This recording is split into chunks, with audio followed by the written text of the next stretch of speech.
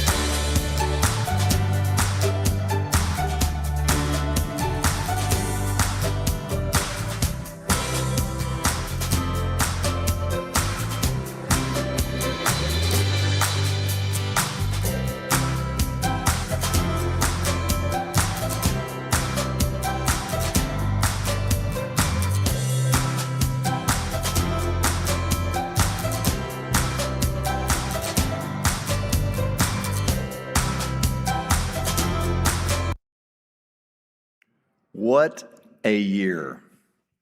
We like to be where our members are, and it's really fun to show up for each other. Today, I'm pleased to share the stage with the members of BEMA's Executive Committee, who will share more about where the industry stands, where BEMA is headed, and how we're building our strengths to create even greater value for each and every BEMA member. I'd like to introduce Mark Podol.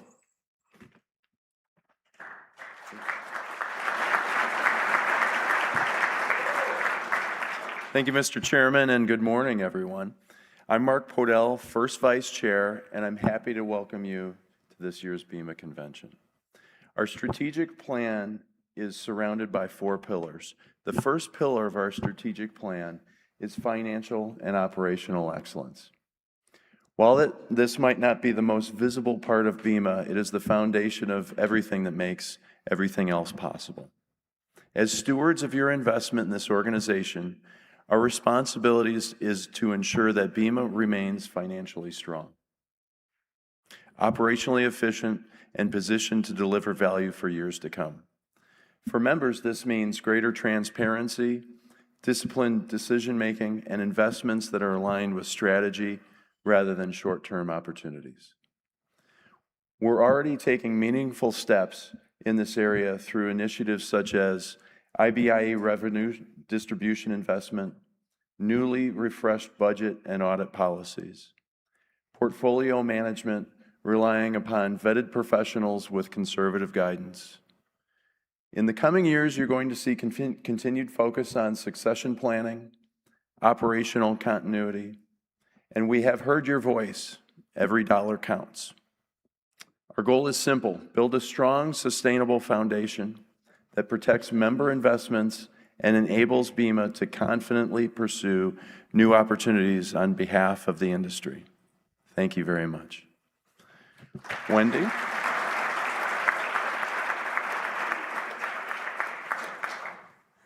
Good morning, everyone. I'm Wendy Ebbing, third vice chair. And the second pillar of the strategic plan is growth and collaboration. The baking industry is increasingly interconnected, and BEMA has an opportunity to expand its impact by thoughtfully collaborating with organizations and communities that share our commitment to industry advancement. Growth doesn't simply mean getting bigger. It means creating more meaningful opportunities for members, expanding our reach, and strengthening the industry's collective voice. We are already seeing this pillar come to life through initiatives such as the Sanitary Design Workshop partnership with the American Society of Baking and BEAG, participating in Industry Speaks with PMMI at PAC Expo, BEMA's co-ownership and continued collaboration with ABA on IBIE, expanded regional dinner experiences, co-locating throughout the year with the Bread Bakers Guild of America, and events happening right here at convention, like the Society of Bakery Women's Poolside Mingle, which was very lovely, and the Industry Collaboration Brunch being held Monday morning. Future opportunities include finding the best place in the industry for the elements of Nexus that you found valuable, examining current partnerships to maximize value to both the organizations and our collective memberships.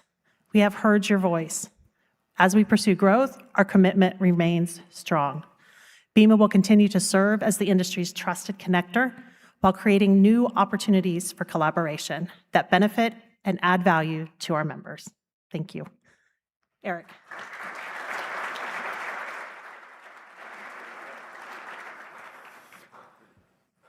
Good morning. Welcome to convention. I'm Eric Riddle, the chair with the second most vices. The third pillar in the strategic plan is resources and education. I took my hands out of my pocket. Death grip. Today's business environment is changing faster than ever. New technologies, workforce challenges, market shifts, and emerging trends require continuous learning and access to practical information. Our role is to help members stay informed, stay connected, and stay competitive. This pillar focuses on delivering resources that help members solve problems, develop talent, and make informed business decisions. Examples already underway include continued on-site customized BEMA U training, the launch of Market Minute webinars, offering expert speakers on real-time topics to drive your business decisions, future-focused IBIE content and training to help maximize your ROI, and content on AI and leadership that you will experience right in this room today that you can use in your business and with your teams tomorrow. Looking ahead, members can expect partnerships and collaborations to expand educational offerings, responsive and targeted content that address current member priorities, and a complete reimagination of the BEMA Intel program.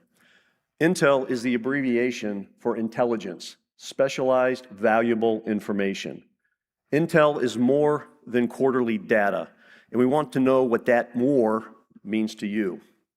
In our quest to drive programs and member benefits from the voice of members, we need to hear from you. What intel do you want? what intel is useful for your day-to-day operations and your long-term planning. Today at 1 o'clock, following the AI workshop, we are hosting a BEMA Intel focus group, and I encourage you to stay and contribute to that conversation. Be one of the voices that shapes the future of this program. I also want to invite you to introduce others in your organization to BEMA. The entire company should benefit from your membership. Spread the word on the next Market Minute or regional dinner. We have heard your voice, and we want to hear it more. Our goal is to provide relevant, actionable resources that create value throughout the year, and not just during the major events. And bringing up Mr. Clay Miller. Thank you.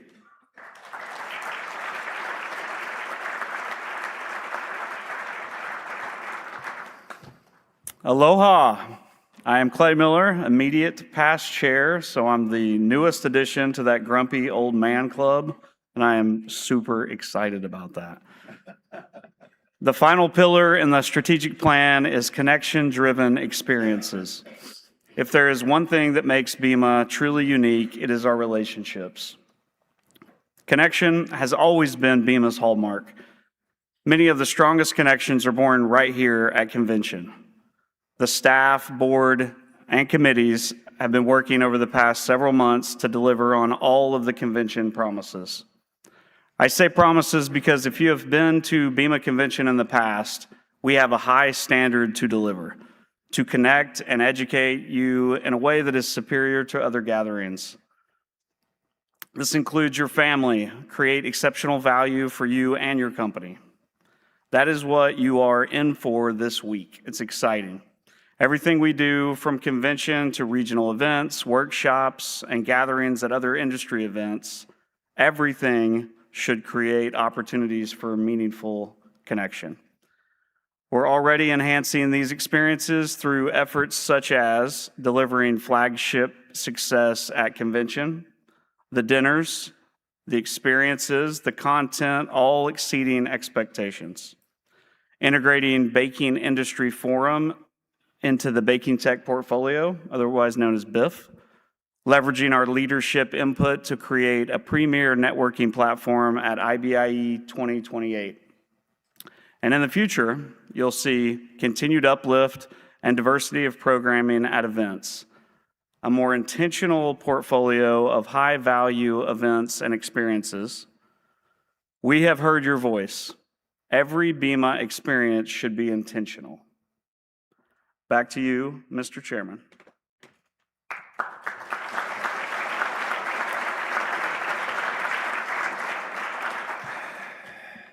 Thank you, Executive Committee. I can say this year for me has been wonderful. It's been educational and truly a great experience. Thank you all. So the executive, for the efforts guiding spearheading BEMA's strategy in a positive direction. As you've heard this morning, the strategic plan is not simply a list of goals. It's a commitment to our members, a commitment to operate responsibly, a commitment to create new opportunities, and a commitment to provide valuable resources, and a commitment to continue to foster relationships that define BEMA. We know the future will continue to evolve, and this plan is designed to evolve with it. We will measure our progress, seek feedback, and adjust where necessary. Throughout that journey, one principle will remain unchanged. Member value is our North Star. What excites me most about the strategic plan is not simply what BEMA will do, it's what our members will accomplish. The future of this industry will be shaped by leaders willing to embrace change, challenge assumptions, and invest in people. The future belongs to organizations that remain curious, that continue learning, and that continue saying yes to the possibilities others might look over. Which brings me to our keynote speaker, Our Leadership Spotlight keynote embodies many of these themes we have discussed this morning: possibility, purpose, action. Seb Terry's remarkable journey began with a simple question: am I happy? That question ultimately led him to redefine what was possible in his own life and to help millions of others do the same. Today, Seb works with organizations around the world to help individuals and teams unlock potential and create environments where people can thrive. His message reminds us that meaningful progress begins when we move beyond what is comfortable and pursue what is possible. I always say to people, it's funny, when I read this yesterday and did it again this morning, and I asked Seb if I could say this, I always say you learn best when you're most uncomfortable. So please join me and give a warm BEMA welcome to our Leadership Spotlight keynote speaker, Seb Terry.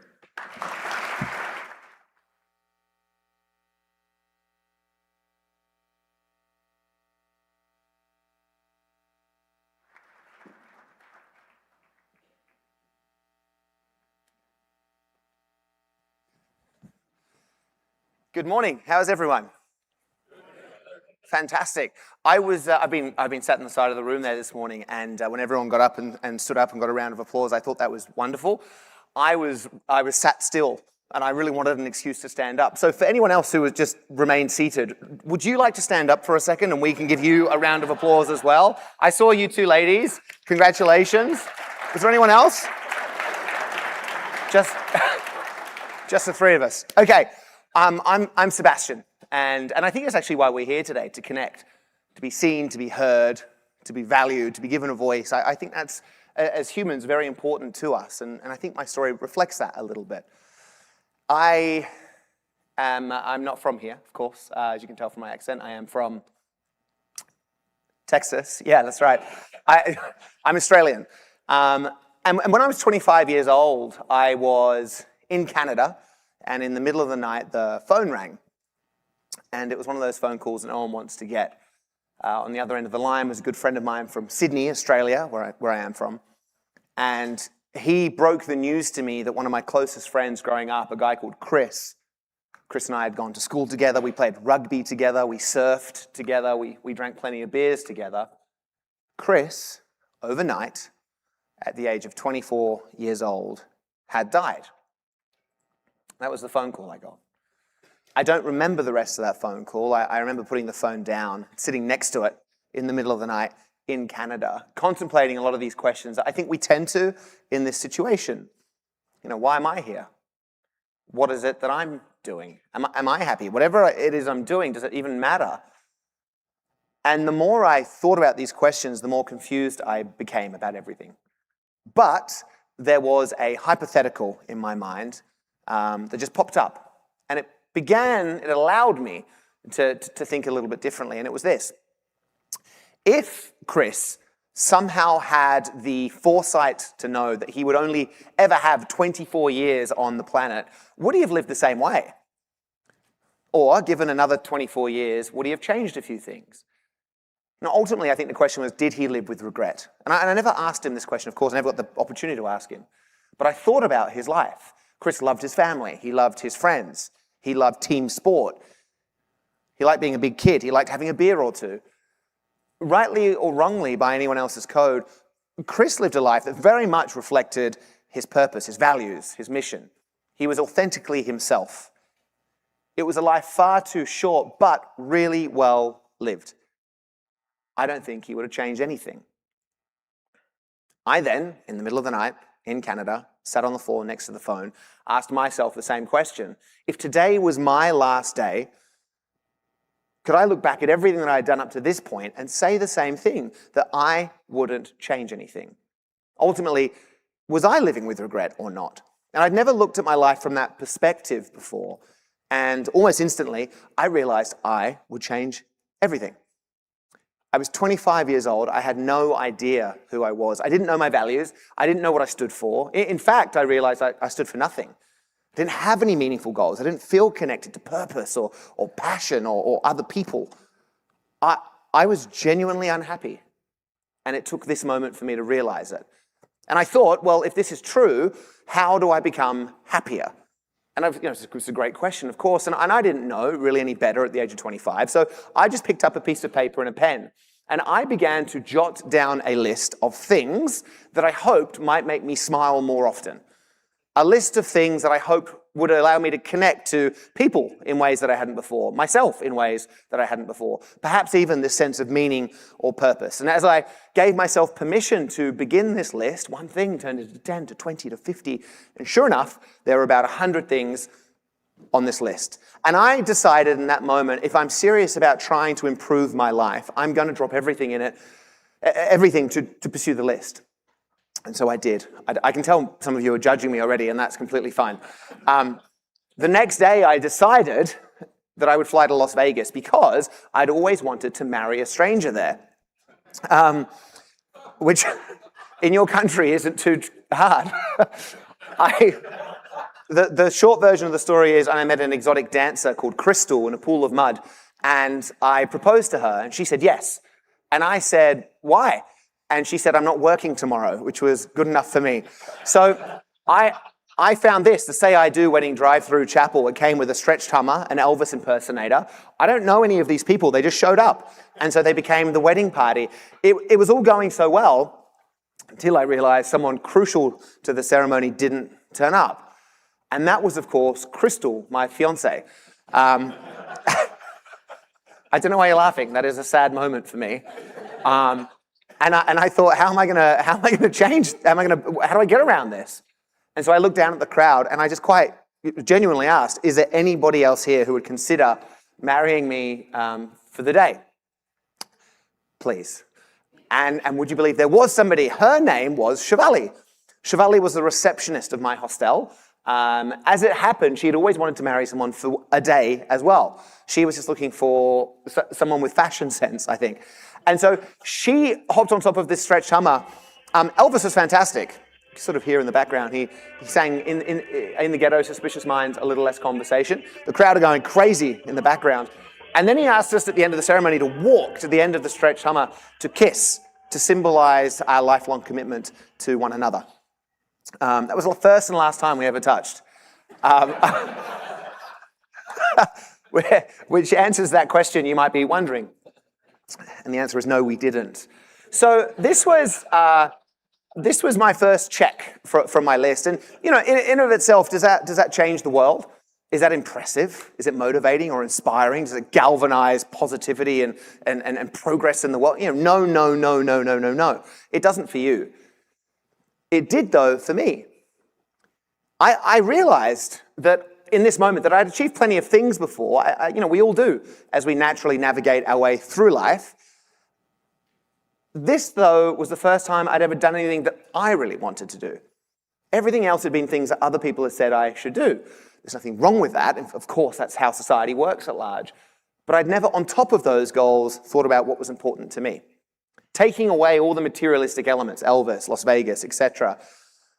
Conceptually, this is the first time I had it with absolute intention, regardless of what it might have looked like to anyone else, just followed something that felt good to myself. Sat on top of that stretched Hummer, surrounded by strangers, married to one of them, I felt an instant sense of satisfaction and empowerment in my life that I just hadn't felt before. I felt hugely successful, if you will. But the best part was I was just smiling genuinely for the first time in as long as I could remember. And I thought, if this is the first thing on my list, I'm not going to stop. I'm just going to keep on going. And so I have been. I've been going for just over 17 years now. I've checked off many things from this list. It's been turned into a show and books and all manner of things. But the best part is that it's gone on to impact the lives of millions of people around the world, somehow. This personal quest to find meaning or purpose in the world created a ripple effect very accidentally. And I began to hear from people all around the world sharing with me their stories. People would say, we heard what you were doing. Here are my dreams. I've started a bucket list. Those emails over time turned into, I heard about your story. These are now the things that I've done. And over time, those messages turned into, heard about your story, been following you for a while. This is now the impact I've had on the important people in my life. And through all of these messages that I was getting from people around the world over 17 years now, the very clear through line that has completely changed what I personally think about human performance, if you will, is that the biggest things that anyone is achieving, the biggest things that you may achieve in your life, the biggest impact that you might create, the biggest legacy that you might be fortunate enough to leave behind, are not influenced only by your ability or your grit. But from these messages I was getting, the key, the very through line to success was actually the depth of the relationships that people had with the people around them. In other words, yes, we are strong alone, but we are far better together. This idea of coming together is how we unlock limitless possibility. That's why we're in the room. Whether you're on the ingredient side, the equipment side, whether you're a baker, whether you're anyone in between, coming together is clearly the way to forge forward and create this undeniably strong future for ourselves on a personal or professional level. And so I thought what might be fun, instead of me just telling stories up here, it might be interesting to sort of unpack this idea. How do we strengthen community? And I think it starts with focusing on the me, the individual. How do we self-lead ourselves so we are the best version of ourselves? How do we then ignite the best in the people around us, the you, if you will? And then finally, how do we take that me and you and turn that into this collective sense of us? And I think an interesting place to start the conversation is around this concept of regret. So I'm glad you laughed. So has anyone read this book called Regrets of the Dying? It's by Bronnie Ware. She's an Australian palliative care nurse. And over her storied career, which spanned over decades, in looking after people before they passed on, she would ask each of them the same question. And that question was, what's your biggest regret? And she found that over decades of asking people this question, there were 5 regrets that were far more common than any other, and she wrote a book about it. The first one was this: I wish I'd had the courage to live a life true to myself, not the life others expected of me. The second was, I wish I hadn't worked so hard, which it didn't actually mean just to work less. It meant more so to prioritize our personal goals as much as we tend to with professional goals. The third was, I wish I'd had the courage to express my feelings, to express myself. Fourth, I wish I'd stayed in touch with my friends, this idea of connection again. And the last was, I wish I had let myself be happier. When I saw these for the first time, they each resonated with me in a way that didn't make me feel great. But what I have realized, if you really kind of break these down, is that we are completely in control of each of these. For those of you where these resonate at all, this is just simply a choice. Any of these we can action immediately to start improving. And similarly, the people who had been messaging me, telling me of their biggest accomplishments and the biggest impact they had had in the lives of people around them, in or out of the workplace, it became quite clear that there were 4 ingredients, if you will, that they were including in every single day of their lives. The first was a simple one, but it was this idea of expression. People who are really not just meeting their potential, but far exceeding it, were just courageous enough to simply be themselves, to express themselves in every situation, whether it was by themselves, with family, with friends, with colleagues, with peers, with clients. They were just being themselves. The second ingredient for their success seemed to be this idea of agency. Every single day, no matter how small, they were taking action on something that mattered to them. Again, it could be personal, or it could have been professional. But they were reminding themselves the truth, which is we have full agency over our response to life. The third was this idea of course, connection. I think connection we tend to think is, it's an outgoing thing. How can I listen to you? What can I do for you? But these people were actually being vulnerable. This is how I need help. Do you have a moment to listen to me for a second? Because I'd like your advice. They were vulnerable. And the fourth piece that these people who are not just meeting their potential but far exceeding it had was this idea of meaning. They felt that everything that they did mattered. It was anchored to a value or a purpose within themselves. And the way that they were incorporating these 4 ingredients into each and every day was by way of a bucket list. what I would call a bucket list. Hands up if you have a bucket list. Am I the only person in the room?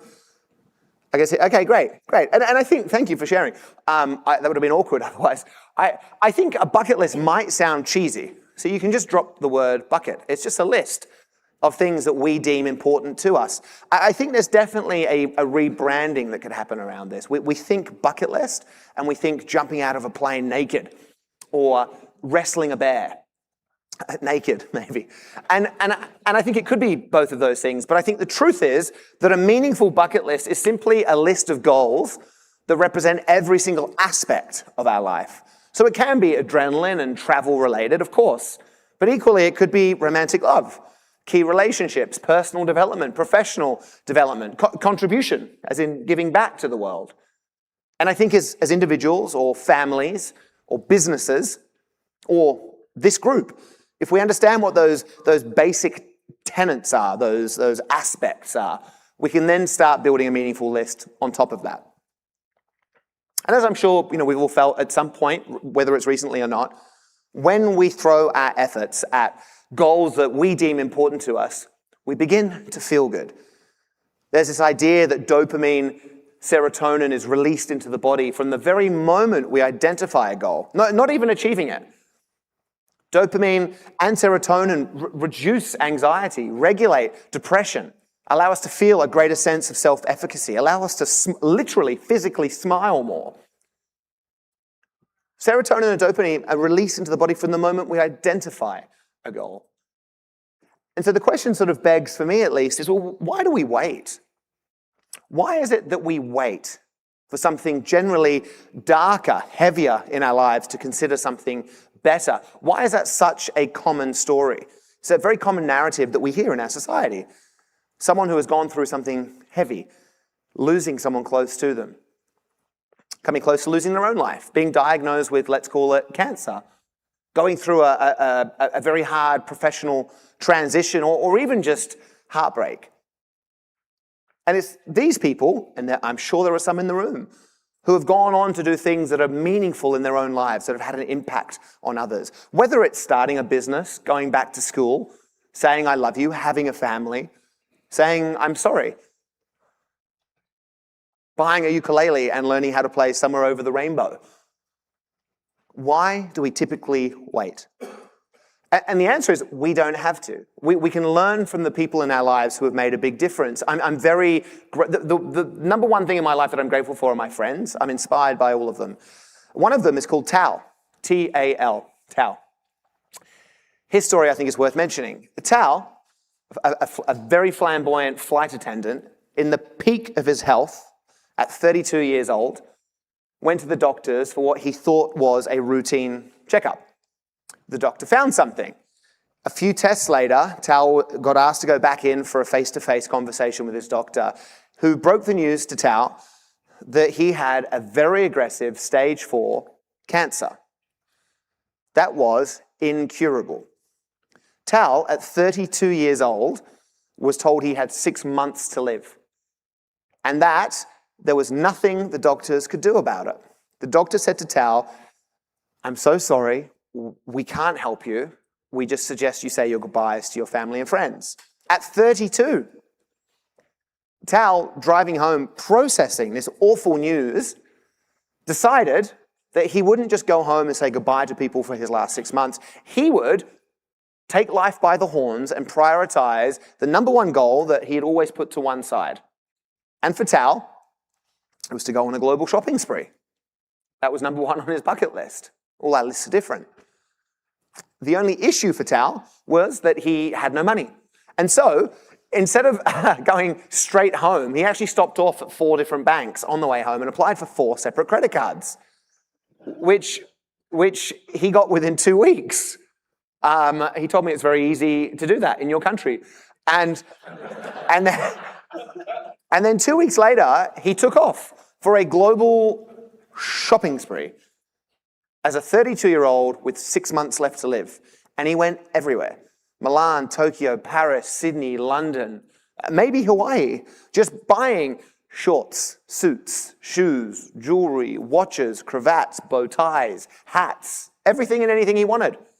for his last 6 months as a 32-year-old. Tal accumulated a debt of $90,000. Oh, to be so lucky to know how much time we have left, to therefore then be able to just put our efforts into the things that make us feel alive. The only issue for Tal was that he survived. Yeah, he's now in his 60s. He's healthier than ever before. It is a heroic story, but he is in huge debt still.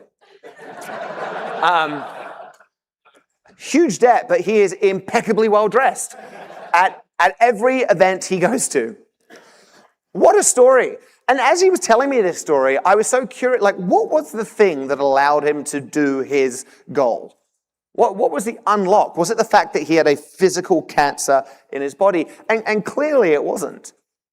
As he went on to explain what he actually did, it became clear that there were just 3 things that he did, which I think apply to all of us with regards to achieving any goal.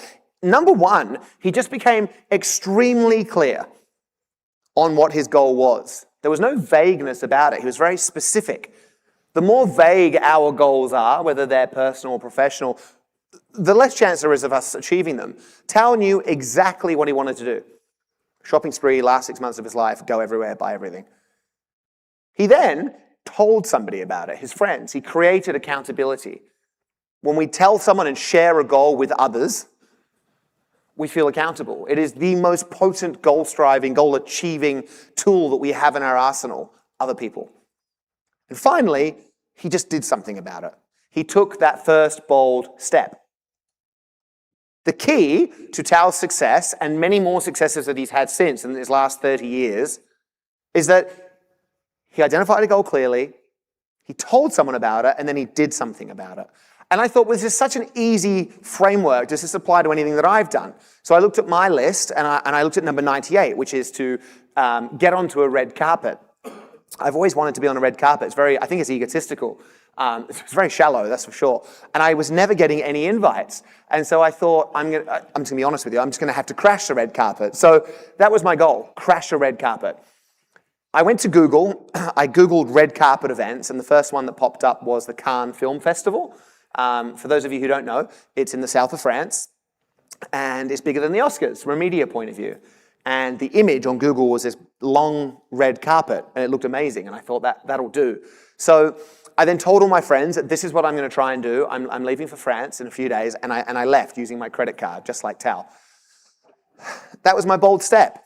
This is what happened. How do I get on the red carpet tomorrow? You have to register. Would it be laughing at me or impossible? You're the man. I'm sorry, but market badges are not for the best. I would never usually admit this, especially not to camera, but I'm actually a little bit worried.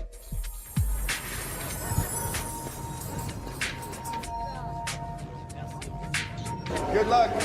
Thank you. That takes a lot of nerve. I take my hat out to that guy. Right, feel completely out of place. Let's go. I'm trying to get a ticket. Have you got a ticket? No. Do you have one for us somewhere? Everyone here is looking for tickets, really, aren't they? The last couple of minutes, things have taken a turn. We thought we could get right up to the side of the red carpet there, which would have been an excellent platform for me to jump the fence. But what we see, we're no longer anywhere near it. In fact, no one is. I found out that Russell Crowe was going to be there, the Australian actor. So I thought if I can get to Russell Crowe, he'd help me.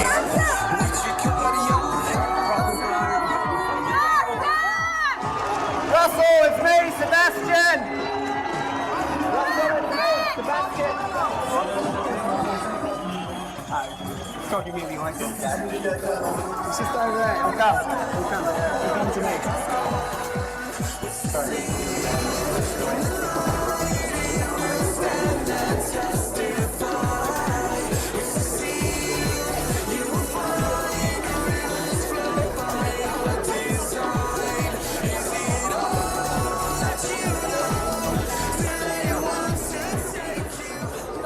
Can I touch the carpet? I don't know if you can hear me, but I'm on the carpet. So would you mind taking a photo? I've lost my cameraman.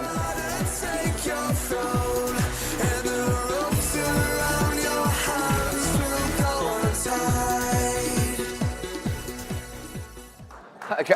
Oh, thanks. Thank you.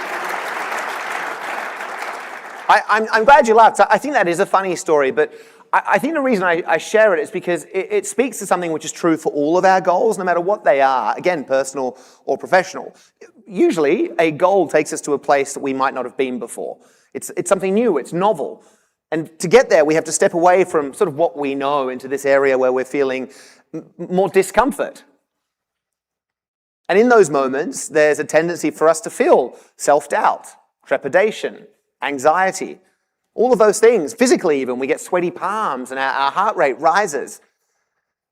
And although we can't control everything, and if we just take a step back right now and just think about the world at large, the noise of AI, tariffs, the consumer behavior, all of these things, social media, we're not in control of any of that. But the reminder is we are always in control of our actions, of our responses. And when we come together in rooms like this to discuss what is next, it's also very important to understand that we do have full agency over our actions. I tried everything. I tried to get media accreditation. I did nothing work. That sandwich board didn't work. I had to rent that suit in the end for 90 euros. I pushed myself through tens of thousands of people to the front line of the red carpet there. And my last option, as I saw it, was to duck under the fence and just try and sneak across the road. And as I did that, I began sweating profusely because I was just so nervous. I felt my heart pounding against the inside of my chest. I got to the far side of the road, and the final security guard separating me from the red carpet put his hand out and said something to me in French. And I just was so scared, I couldn't even look at him in the eyes. So I just stared at his feet. There was a moment's silence, and then he just repeated himself. At which point, I thought, well, he needs an answer, so I just made some noises. It's gibberish. And for whatever reason, this guy just opened up his arm and ushered me through. And I remember walking, thinking, I can't believe this is working. And I put my left foot on this red carpet, my right foot, and I was on it. And in that moment, I remember feeling euphoric. I genuinely remember buzzing. I felt like the most successful human that's ever graced the planet. Silence. I know I'm not. But if you cast your mind back now to the last thing that you did that was meaningful to you, and do it, what was the last thing that you did that truly mattered to you? Whether it was by yourself, with a family member, with friends, something in the professional realm. What was it? What was the last thing you did that truly mattered to you? And with that in mind, how did you feel in that moment? You probably felt something similar. You probably felt an immense sense of satisfaction, of pride, of accomplishment, of progress. You probably felt unstoppable. And that, I think, is a good indicator that we're on track, that we are living a purpose-driven life, whether it's personal or professional. I was on that carpet for 30 minutes or so, and all the celebrities left. I spoke to a couple of them. But I was the last person at the top of the red carpet on the stairs, now by myself, looking down at tens of thousands of people who were all just staring at me. And I didn't know what to do. I didn't have an exit plan. And even the paparazzi lining either side of the red carpet were now focused on me. And I thought, how do I get out of this? And I thought, well, I'll just go back down the stairs to the fence line and I'll disappear. So I walked back down the stairs. Everyone was looking at me. And as I was about to disappear under the fence, somebody gave me a piece of paper and a pen. And at first, I didn't know what to do, but then it became very clear. And I'm sure it was the same thing that you would have done if you were there. I just signed autographs for half an hour, which I don't feel bad about at all. So what is this all predicated on? What was it that allowed Tal to do his thing? And anyone else in your life that you know of who's done something brilliant, and it could be you, what allowed them to do it? The answer is permission. That's the unlock. Permission. A split-second decision any one of us can take to simply think about ourselves and our direction. We live in a very fast-paced world. There is so much happening, AI, etc. So much is happening. We're often being asked to do more with less at a quicker rate.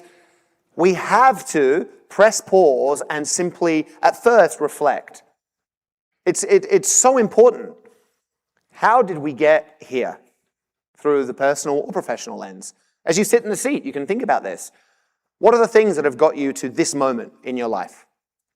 What are your patterns? What are your behaviors? How have you shown up for yourself? How have you shown up for other people? How did you embrace the good times? How did you navigate adversity? You can't change any of that, but it's important to know how you've shown up. And in this moment right now, how do you feel? Do you feel happy? Do you feel engaged? Do you feel inspired? Or do you feel something different? Whatever the truth is what we're trying to get at. And it's without judgment too. And if you were to continue in the same way that got you to this point here, would that take you to a place where you got to achieve all your goals? If you continued to show up to life in the way that you have up to this point, would it allow you to get to a place where you feel fulfilled? If the answer is yes, fantastic. Go back to the now and just jump in and press play and enjoy that ride. But if not, and we realize in this moment of reflection that something needs to change, even just 1 degree, what a gift to understand that this is the moment to reimagine the path forward. Within your families, as a collective professional group in the room right now, the truth often is that we do need to change a few things to achieve the bigger goals, the audacious moonshots that we want. And the reminder is, of course, that yes, it's true, we must keep up internally to the rate of external change, otherwise we get left behind. But I think a far more powerful way of looking at it is we can actually create the change that we need. And that's done through goal setting. Goal setting is the catalyst for positive change.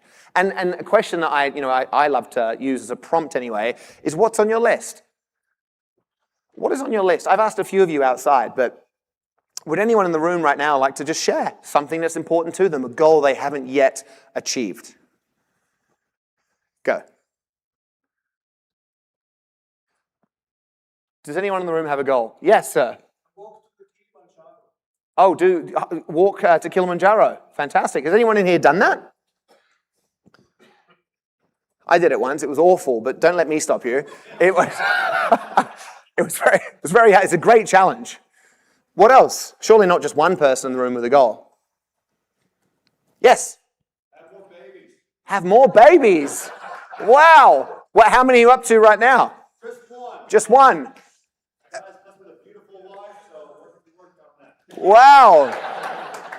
I would usually invite you to start the goal, but I won't. What a fantastic goal and energy. Kilimanjaro, 1 million babies. What else? Who else? One more. That's all we need. Yeah, someone back there? I can't see, but just yell. Run a marathon. Which one?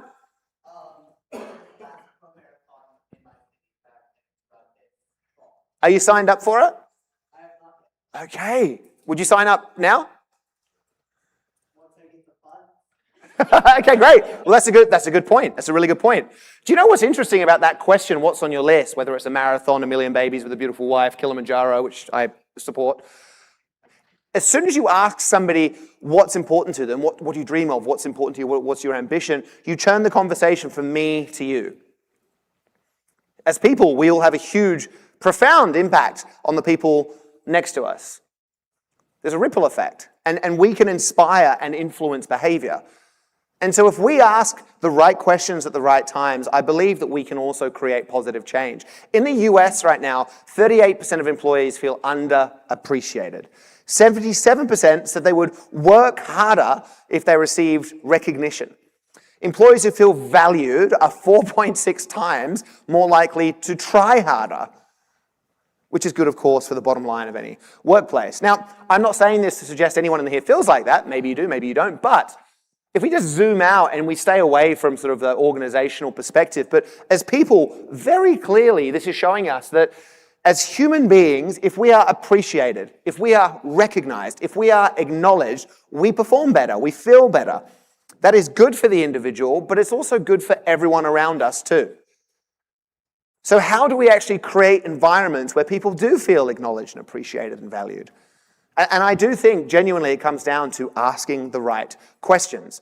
I've been working in this world for years with organizations around the world, and we have found that there are 3 questions specifically that do something for energy, for connection, and for progress. And if you're open to it, maybe we could ask the questions right now. Are you open to it? Okay, good, great. We were going to do it anyway, by the way. But the first question is around your goal. I would like everyone in here to just think right now of an important goal. Whether it's Kilimanjaro, whether it's babies, whether it's a marathon, whether it's saving for a marathon in the first. What is your goal? What is something, just one thing, that's important to you? It doesn't have to be huge. It just has to be meaningful. It could be personal. It could be professional. It could be selfish. It could be selfless. It could be incredibly complicated. It could be very simple. It could be silly. It could be meaningful. Just in your mind now, think about something that's important to you. And I'm going to get you to turn to the person next to you on your table, and I'm going to ask you to ask them one simple question, which is, what's on your list? Research out of Harvard shows us that if we share one goal, one time, with one person, just one time, the likelihood of achieving that goal improves by 42%. It's huge. So, if you look at the person on the table next to you, whether you know them or not, you can do it in 2s or 3s if it's easier. And if you're by yourself, find somebody and just say what's on your list. And at 30 seconds, swap. Starting from now. Thank you.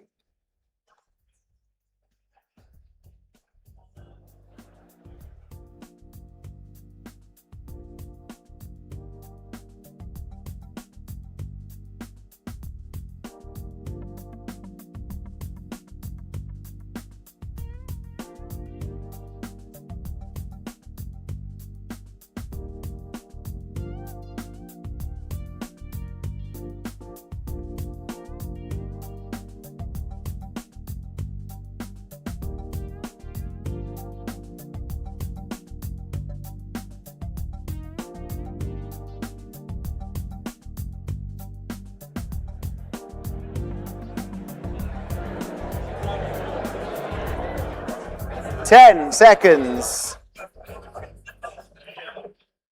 5, 4, 3, 2, 1. Okay. Okay, please stop. Please stop doing what I asked you to do. Round of applause. I think maybe clapping helps. Yeah. Okay, great. Great. What's happened in the room? What is there a difference? Did I hear energy? Right? Is that true? Do you feel that? Some of you are still talking. It's incredible. I asked you before, 3 minutes ago, share with me a goal, and 3 people slowly shared. In 60 seconds from asking a personal question with curiosity and eye contact, there are still people talking. It's amazing what happens when you actually give someone your presence. So if that's just one question, imagine what a second would do. I'm glad you asked. So the second question is around sharing a truth. And before anyone looks at anyone next to them and says, I've always loved you, it's not that sort of truth. The truth is related to the goal that you just shared. And the question I'd actually like you to ask is, what are you finding hard so far with regard to that goal? If you know the person, you can say, why haven't you done it yet? But we're looking to understand what is stopping somebody right now. So, 1 more minute. Off you go. Thank you.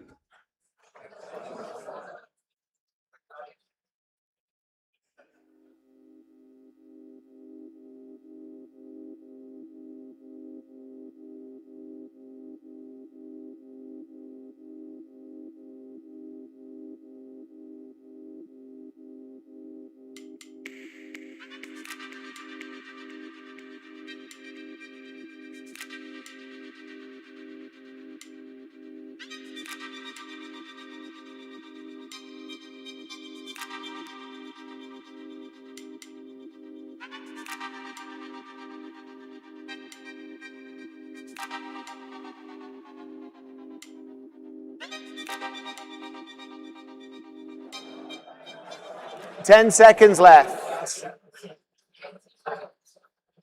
5, 4, 3, 2, 1. Okay, thank you. Round of applause. Just start clapping when you're done. Great. Great. Okay. It's got louder. How's it got louder? Okay. How are we feeling? Just yell out a word if you feel. Good. I heard good. That's good. What was the other one? Nervous? Oh, why do you feel nervous? Because you're saying it out loud. Is that admitting to something that's holding you back? Would you like to share what yours was?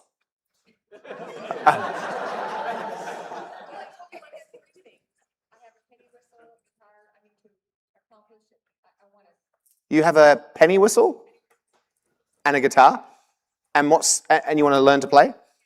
And what's stopping you? Well, if you were good at it, you wouldn't need to learn it. Like, yeah. Okay. Well, thank you. That's brave. Is there something else that's stopping you then? Is it fear of judgment? Yeah. Wow. Let's do an experiment, just because we're having a nice moment.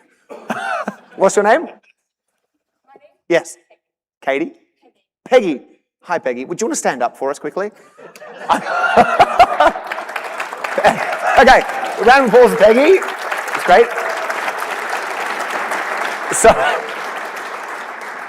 So we have a guitar, no, we don't. So Peggy has shared with us that the thing that's stopping her back from learning guitar is a fear of judgment, but I don't think you're alone. If anybody else in this room has ever not done something because they have felt a fear of being judged or a fear of failing, would you also stand up with Peggy? Oh, look at this. Most people, and then a bunch of people who are lying. This is great. Look around. We are all in this together. Hands up if time was the thing that was stopping you from achieving your goal. A bunch of us. Money? Fear of failure? You're already standing. Lack of community or support? Was that true for anybody? Lack of a plan? You can see hands shooting up. You can all sit down. But I think what this proves, and thank you so much, Peggy, for being brave and sharing, is that it's really important, of course, and it's very easy to be together through the good times, to high-five each other and all that. It's more important that when we go through challenge or struggle, to also voice that, because we have a tendency to isolate ourselves and feel a little bit silly about it, or I know I do.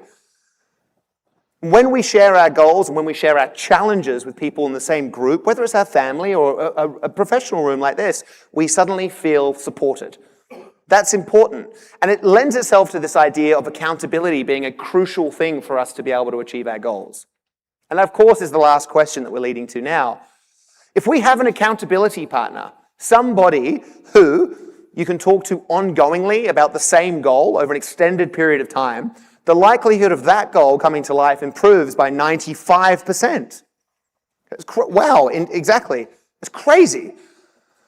And so the last question I'd like you to ask to the same person for the last minute, thank you for playing along, is quite simply, where do you need support? That's it. Where do you need support? It's the last question, the last minute. Off you go. Thank you.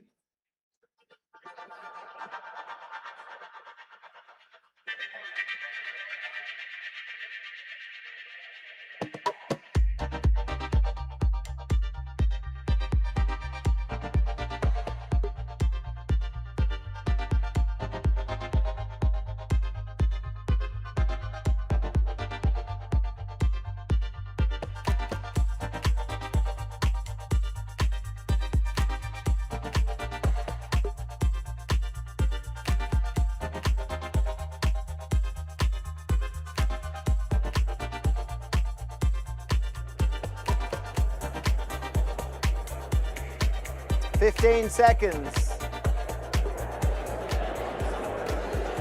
10 seconds left.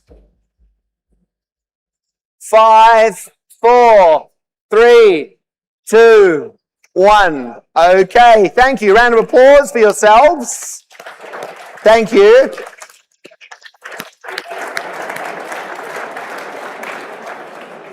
Thank you. I love this. There are more people talking. How do we feel? Just yell out how you feel right now. Good. What was that? Empowered. What else? Optimistic. Good. Empowered. Optimistic. I think all of those words are fantastic. Would you also agree you might feel slightly more connected? Is that true? Of course. In a matter of, let's say, 5 minutes in total, you've asked 3 questions and suddenly you feel connected, certainly with the person you've been chatting to, but as a group, because we all know we're going through the same process here. When you say to someone, hey, what's important to you? What's a goal? What's an ambition? What do you hold close to you? You are saying to that person, I want to see you.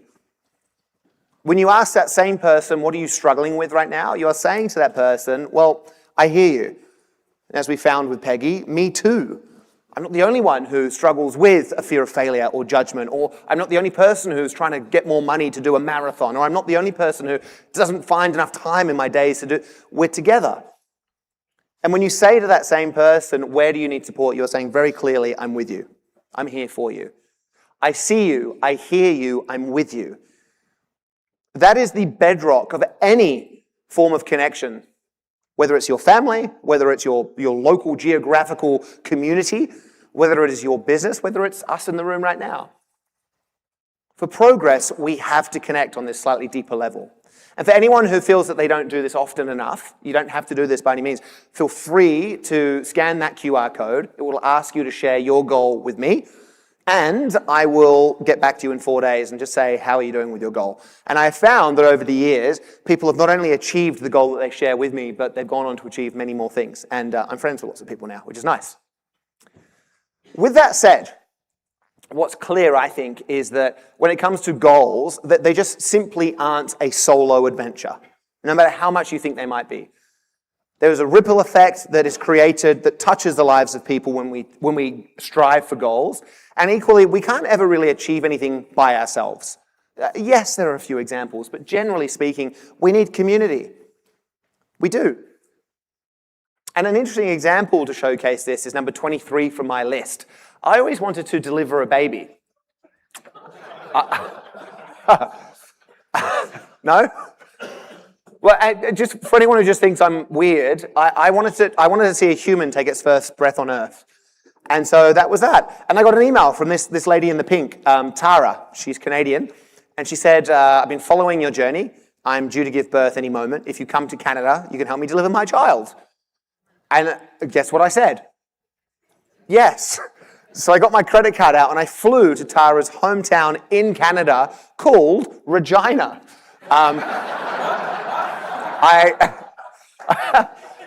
Has anyone been there?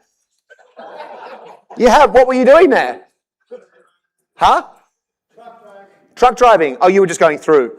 Yeah, no one really goes there. So I ended up in this odd town, and which is wonderful, actually, and I met lots of great people. But of course, Tara was so lovely and open and generous, and I helped her every day with groceries, or we would talk every morning for 2 weeks, and the baby was quite overdue, and she didn't respond to my messages for 2 days in a row. And then finally, via a Facebook message, she said to me, hey, I'm so sorry. I had an emergency delivery. The baby's healthy, which of course I know is the only important thing here. She said, there's nothing I can do for you. The baby's here. If there's anything else I can do for you in Regina, let me know. And who's laughing? And there wasn't. I was very happy for her, but selfishly I was devastated.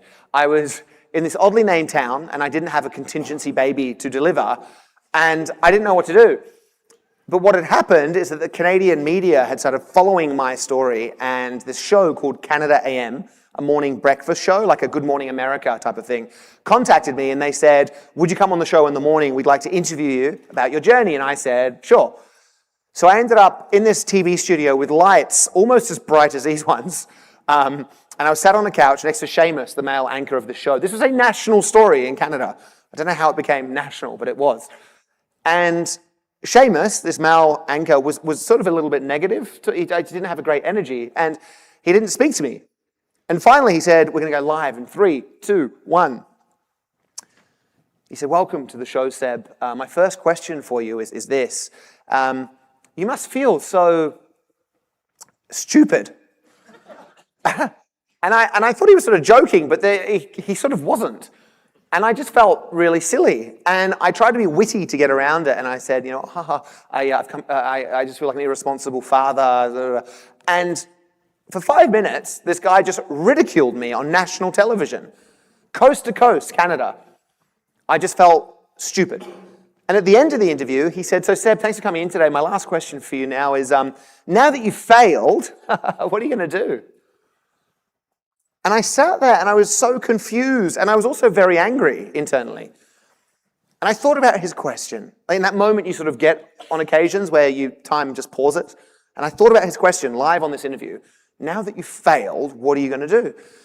And I knew instantly that I just didn't feel like I'd failed. I just hadn't done it yet. What I have absolutely learned through my journey is that if there's something that I truly care about, it's anchored to a value, or it gives me purpose, nothing and nobody can stop me getting there. I know that about myself. I've learned that. And if that's true for me, it's of course true for everyone. And I'm sure you have felt that in areas in your life before. When we actually have a purpose-driven goal, a truly purpose-driven goal, we have access to limitless amounts of motivation, clarity, and focus. We become far more engaged. There is a minimization of the perception of obstacles, meaning that if we come to an obstacle and we don't really care about the goal on the other side, we'll stop. If we do care about what's on the other side, we'll keep going. We'll find a way around or over or through. That's what this was for me. And so I looked at Seamus live on television, and I said, Seamus, I politely disagree with you. I've come to your wonderful country to deliver a baby. I'm not going to leave until I do. And I said, I also think there's an opportunity here. And before he could say anything, I looked down the barrel of the camera, and I said, if there's anyone watching who's 5 centimeters dilated or more, please email me on seb@100things.com. And he ended the interview. We're not friends. I was devastated. I got off stage. I had my laptop there. I hoped to maybe just get a sympathetic email, which I did, but I also got 10 direct offers from families in Regina, all offering me to deliver their children. The first email was from Carmen here in the black. She said, we don't like the way that guy treated you. If you come to my house tonight and meet my entire family, I'm already a week overdue, and we like you, you can help deliver mine. Canadians are so friendly. Yeah. Are you Canadian? So friendly. And guess what I said? Yes. And I ended up in Carmen's backyard meeting her extended family that same night. I had an awkward conversation with the father-to-be who put his arm around my shoulder, and he sort of guided me to a darker corner of the yard. It was a barbecue. And he said, hey, nice to meet you. A quick question, where do you think you're going to stand for this thing? And I said, I didn't know what to say. And I said, well, I don't know how to say this. If this is Carmen, your wife, and that's her head, I'm gonna have to be, you know? I'm gonna have to be there. And he paused for a second. He put his beer down, which left me holding a hot dog. And I thought, oh, this is where I get punched in the face. And after it felt like 30 seconds of silence, he finally looked at me and he said, thank God, because I do not want to be there. And so it's what happened. Carmen then walked over and she said, hey, we like you. Whenever I go into labor, we'll give you a call. So they dropped me home at midnight on Friday, same day as this awful TV interview. And I got a phone call 4 hours later, 4 a.m. on Saturday. And she said, get to the hospital. And I did. And moments later, I was feeding Carmen, a complete stranger, chips of ice. That's Dane in the background, the father, just laughing. And we went through this 13-and-a-half-hour delivery together. And at the end of which, there was a very healthy baby boy born called Oakley. And as Oakley came into the world, I literally had one of Carmen's legs over my shoulder. And her other leg was over somebody else's shoulder, who I assume she knew. And there was a midwife. And then as Oakley came out, the midwife gave him to me. And I got to place him on his mother's stomach. And I will tell you that I could not stop crying. It was the most incredible thing I've ever been a part of. There was so much purpose and presence in that moment. But there was also one question, maybe the same question you're wondering now, that I had to ask her, and it was quite simply, why? Why on earth would anybody invite a complete stranger to be involved in the most intimate thing you may ever go through as a couple? And a few hours later, when the time was right, I approached her. She had Oakley on her stomach. And I said, Carmen, I'm so grateful for you having me here. Congratulations to you and your family. But I have to know, why did you invite me? Why did you want to help me? And without missing a beat, Carmen looked at me and she said, passion inspires passion. And it has never left me. Passion inspires passion. There is a huge ripple effect that we create by the way that we show up to our own lives. And that ripple effect has influenced people in your lives your entire life. The way you've shown up to today, this session, has influenced someone in the room, whether you know it or not. And as to whether that is a positive or a negative ripple effect is a choice that you make, consciously or sometimes subconsciously. Imagine if we are able to integrate passion and purpose into the things that we do. Not only would we unlock limitless amounts of motivation and resilience and creativity, resourcefulness in ourselves, but we would unlock those same qualities in the people around us as well. Imagine that community where everyone's passionate, whether it is your family, your local community, or of course, the truth, this room. Of course you're passionate. That's why you're in here. You didn't stumble upon this. You didn't win a raffle. You came here with agency to Hawaii to be in this room because you care about yourselves. You care about your families. You care about the work you do. The work you do touches the lives of millions and millions of people around the world in a positive way. And that work is so important, this idea of connecting with people in a positive way, that it can't be done alone. It has to be done together. We have to come together and change that me and you and turn it into an us. And so how do we do that? Well, we come together, whether it's our families, whether it's our communities, whether it's our businesses or this room, and we must establish what our shared vision is. This is a conversation we can have at any point. What is it? Big picture. What are we all here trying to do? At a very high level, we're just trying to have a positive effect on the people who we're serving. But you can go deeper than that. What is the shared vision? And once we establish that, the question then becomes, well, what's my role and what's your role? How do we come together? Again, very high level, we have ingredients, we have the equipment, we have the physical creation and production, the distribution. Whatever you're doing in this room, we need each other. And only when we understand what the other people around us are doing can we then find the collaborative opportunities. And when we do that, by coming together, just like we're doing today, we then only have to take action. The best example I can think of from my journey that involves this idea of creating an us comes via a story of meeting this guy here called Mark. Mark saw me do a TV interview in Australia where I'm a huge deal. And he saw me do an interview. He emailed me a day later and he said, I felt inspired to create my own list of 150 things. Would you come to Melbourne, Australia, and shave my head? It's number 1 on my bucket list. And I said yes, because number 26 on my list is to help a stranger. And so I got to help Mark, in a very easy way, of course. But as I got to meet Mark, I realized that we're so similar. We both have lists, we're both ambitious, we're both a little bit quirky, but physically we're very different. Mark is a quadriplegic, but he wasn't always this way. Mark, in his early 20s, decided to backpack around the world, travel around the world on a shoestring budget, just like I had. At one point, he decided to go to Europe, just like I had. He then decided on one occasion to go to Italy, just like I had. But unlike me, Mark got bitten by a tick whilst in Italy. And that tick gave Mark Lyme's disease, And that Lyme's disease, within 6 months, changed Mark's life forever. He went from being able-bodied, as I am right now, into a quadriplegic. No ability to move a muscle in his body.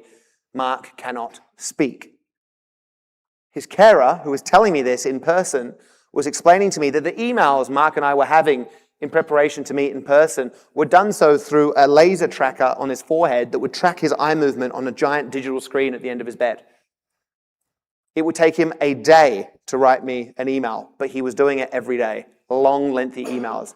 When I was shaving his head, hearing about this tragic story, I remember looking into Mark's eyes and I remember thinking, this poor guy, I don't know what to, he must be going through so much. What a tragic story. But I looked into his eyes and he looked like the most successful person in any room. Mark, without the ability to move a muscle in his body, had complete agency in his life. Incrementally, he dictated what he would do every single day. He was connected to people because he was vulnerable. He was fully expressed through his list, and he had devised his life in a way that had true meaning because he had created a meaningful list. And I had never felt this good before. I was helping somebody in a way that I just hadn't. And I looked at Mark and I said, what else can I do? I can do more than this. Mark looked at me and he tried to say something and I couldn't understand him. And his carer said, oh, Mark's always wanted to complete a half marathon.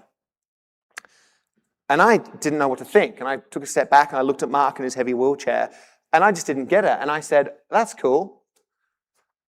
How can I help you? And Mark looked at me and he said 2 words, the first 2 words I ever understood from Mark, and they were, push me. I have never wanted to run a half marathon. But I will tell you, I have never had a moment in my life where more instantly I became obsessed with something. And that's the absolute truth. Even as I say that, I remember how I felt. Completely, 100% out of control, obsessed about the idea of doing this with Mark. And so I got my phone out of my pocket. I signed us up instantly for the Melbourne Half Marathon. I went back home to Sydney, where I lived at the time. I'm now in LA. I got a shopping cart from a grocery store, and I just began doing laps of my beach like a crazy person with a shopping cart for 2 months before flying back to Melbourne to take part in the greatest thing I've ever done in my life.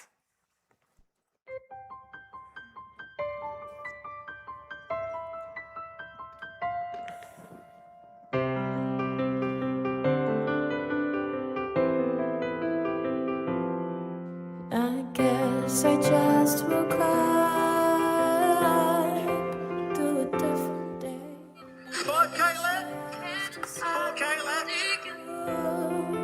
In a different way.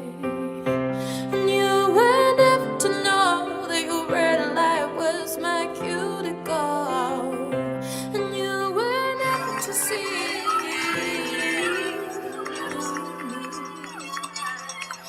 So I'm cleaning out the rooms of my head and heart, and I'm digging up the boxes I had hidden away, and I'm laying them all out, and I've made a lot of the things I said I'd do on another day, 'cause there are 100 things that I wanna do, and there are 100 things, but I'm scared too bad.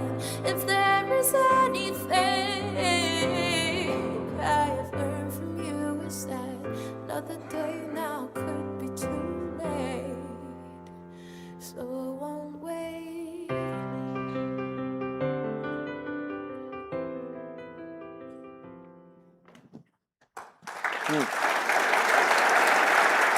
Thank you.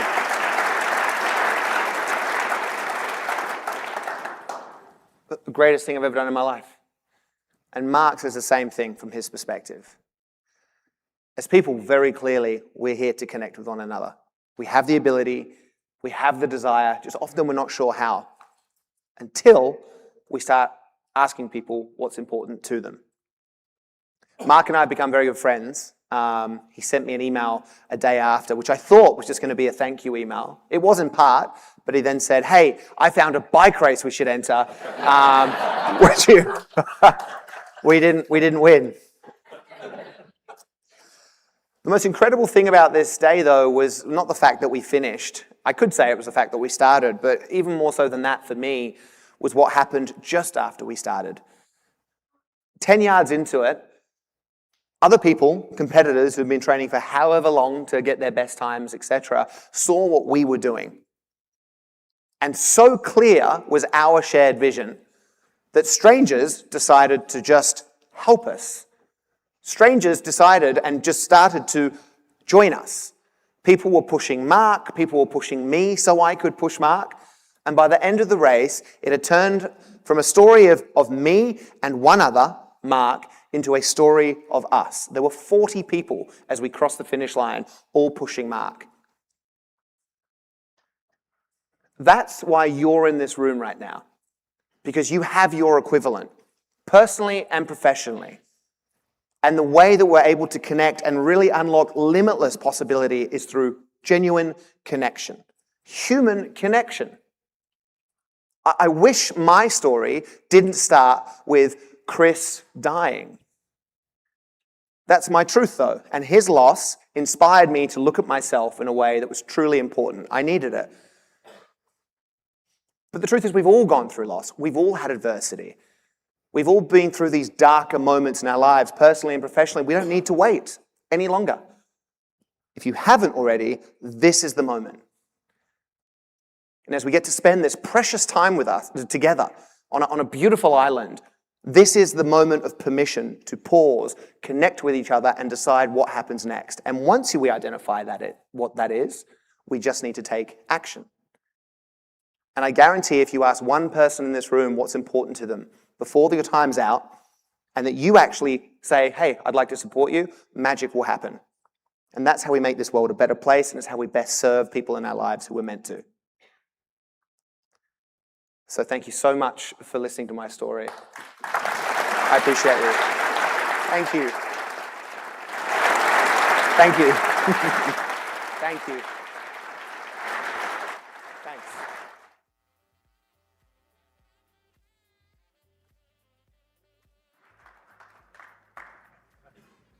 Wow. I don't know about all of you, but I think I want to go rethink what's on my lists. Thank you so much to JLS Automation for sponsoring this wonderful leadership keynote. It was a really great moment, and I think way to open up convention. For those of you in the audience right now, before the moment slips away, I'm going to ask you to get your phone out. Give us and give Seb some feedback. It's really quick and easy. It's not a long survey. It's just a question.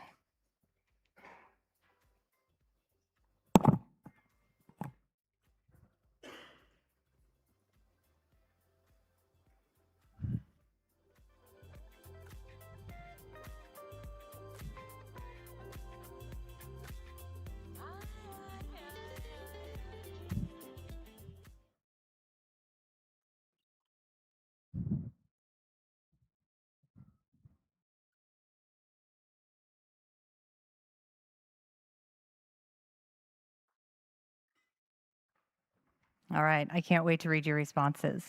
Thank you again, JLS, for sponsoring the keynote. It's a great beginning. And before we pause for a morning refresher break, which is right out these doors in the courtyard, there are many other sponsors in the room that all of BEMA would like to thank. Your generosity really does make a lot of this BEMA magic happen at convention. So Hampman, thank you for sponsoring the delicious Good Morning Breakfast. And Gia, thank you for sponsoring our refresher breaks, which will run throughout the event. And I want to look at one more slide. It's this all sponsor slide. And when I do look at it, I'm humbled by the breadth of support that BEMA receives from our membership. And it's our goal to return that support to you and your businesses by providing valuable resources and experiences. If your company is represented on this slide, please stand up. I think it's a lot of you.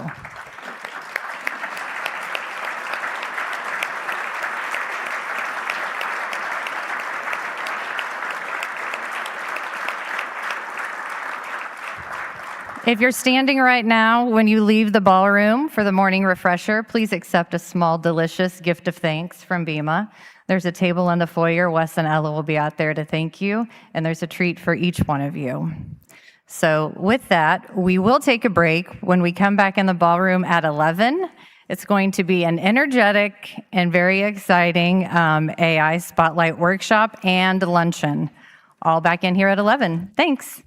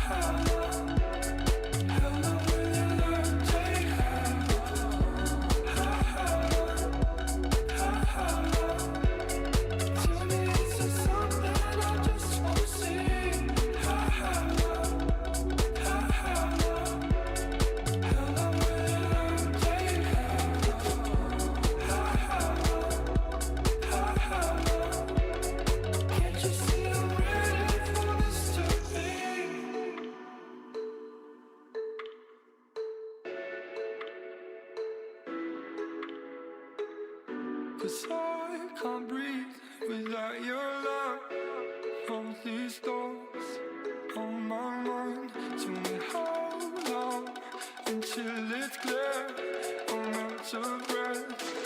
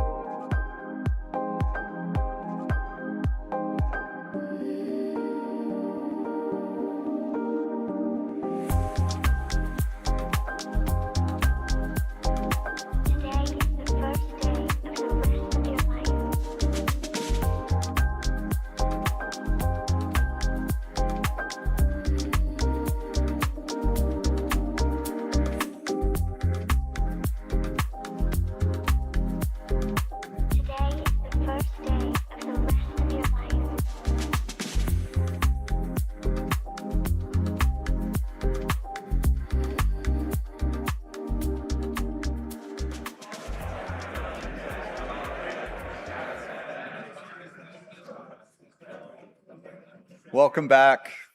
And thank you again, Gia, for sponsoring the refresher break. Over the last year, the Baking Industry Forum has focused on a topic that's changing the way we work, communicate, and make decisions every day. AI.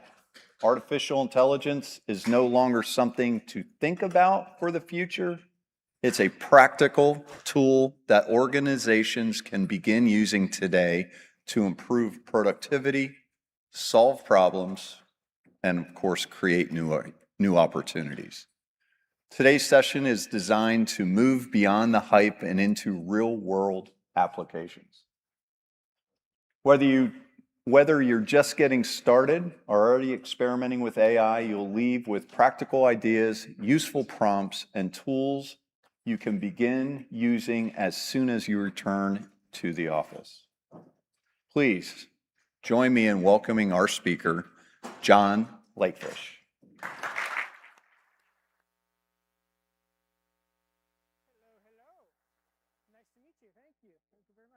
Hello, everybody. How's everybody doing today? Awesome. Okay, so we're going to have a kick-ass time for the next hour and 45 to hour and 50 minutes. We're going to have fun. We're going to have a chance to really get into how you can use AI right now to impact your business. But before we do that, I had a chance to have Renee do a quick little interview with me. So I want to show you what he's doing for my intro. Every one of us is hearing the same word right now, AI. And most of the advice out there is hype, fluff, or flat out confusing. Our next speaker is the opposite of that. He's one of North America's most in-demand AI keynote speakers, and he keeps it real and practical.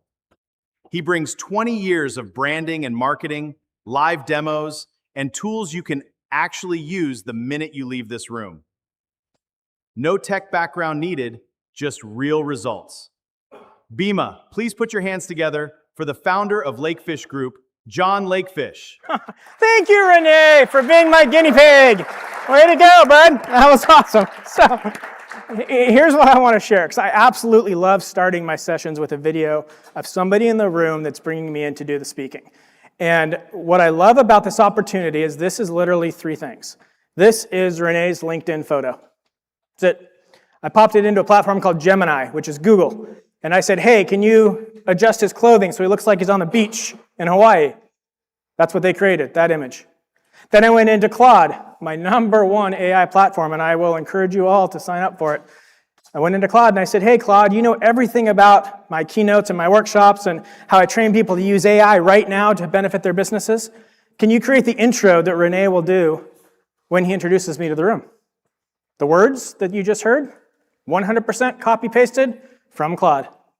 And then the last thing I had to do was put it into Google's video platform, VO 3.1, and say, hey, can you make the person in this photo say these words? That's it. This took me 10 minutes on the flight with my son here 2 days ago. That's how quick this stuff can happen. So I want everybody to understand. And the advancements, oh my God, the advancements over the course of the last year are beyond anybody's scope and anybody's thought process. This video a year ago would have been okay. This video today is spectacular, and it's only getting better every single day. So here's my promise to everybody in the room today. I am not here to be the guy that speaks to you and you guys leave and you're like, well, that was nice, but what can I put to work? What I'm here to do is to make a promise that when we leave today, everybody in this room will know how to use several AI platforms that you can put work tomorrow. Okay? That's my promise to everybody.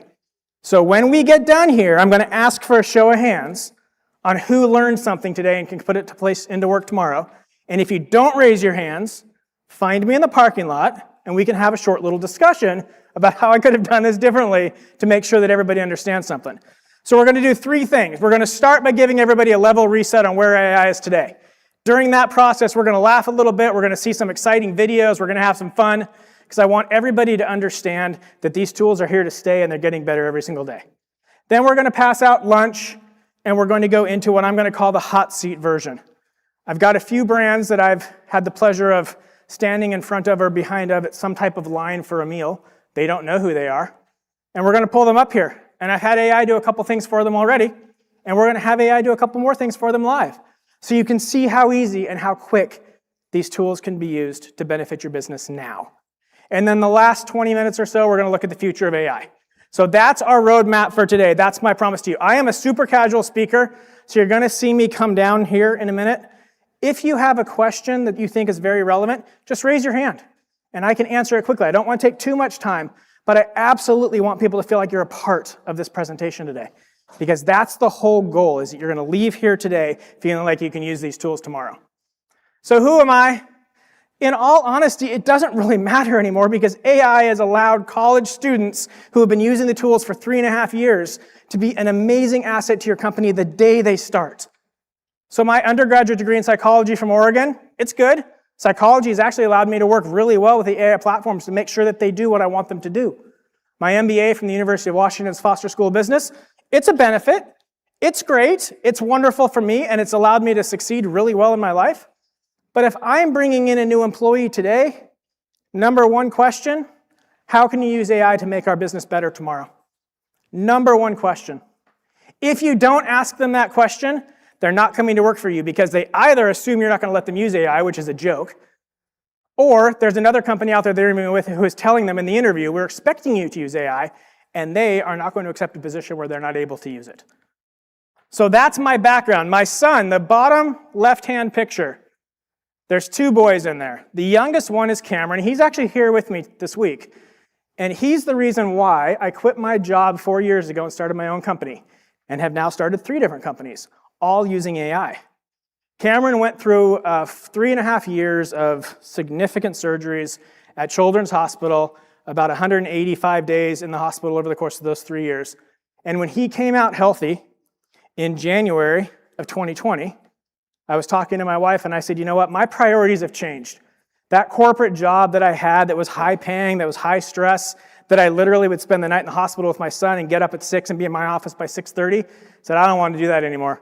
I love helping businesses succeed by doing things in a way that saves them money and time by using the gig economy before AI was launched. And she said, well, if you want to start your own company, I'm there to support you as long as you have the financial wherewithal to do it. And I said, we do, which is awesome. And thank God I didn't put in my notice, because the pandemic happened 2 months later, and I would have been screwed if we had done it then. So I waited 2 years. Then I quit my job and I started my own company. And 6 months after I started, November 30th, 2022, the oldest son, Carson, was taking video game college classes at a school called DigiPen. It's the #1 video game programming college in North America. He was 15 at the time. And he came home and he said, our professor introduced us to ChatGPT today. And I said, what the hell is ChatGPT? He said, come here, I'll show you. So he opened up his laptop and he went to ChatGPT, and he was writing code for a video game. And he said, let me put the code into ChatGPT, and I'm going to ask it to confirm if the code is clean, and if it's not, to give it back to me with clean code. And it did it.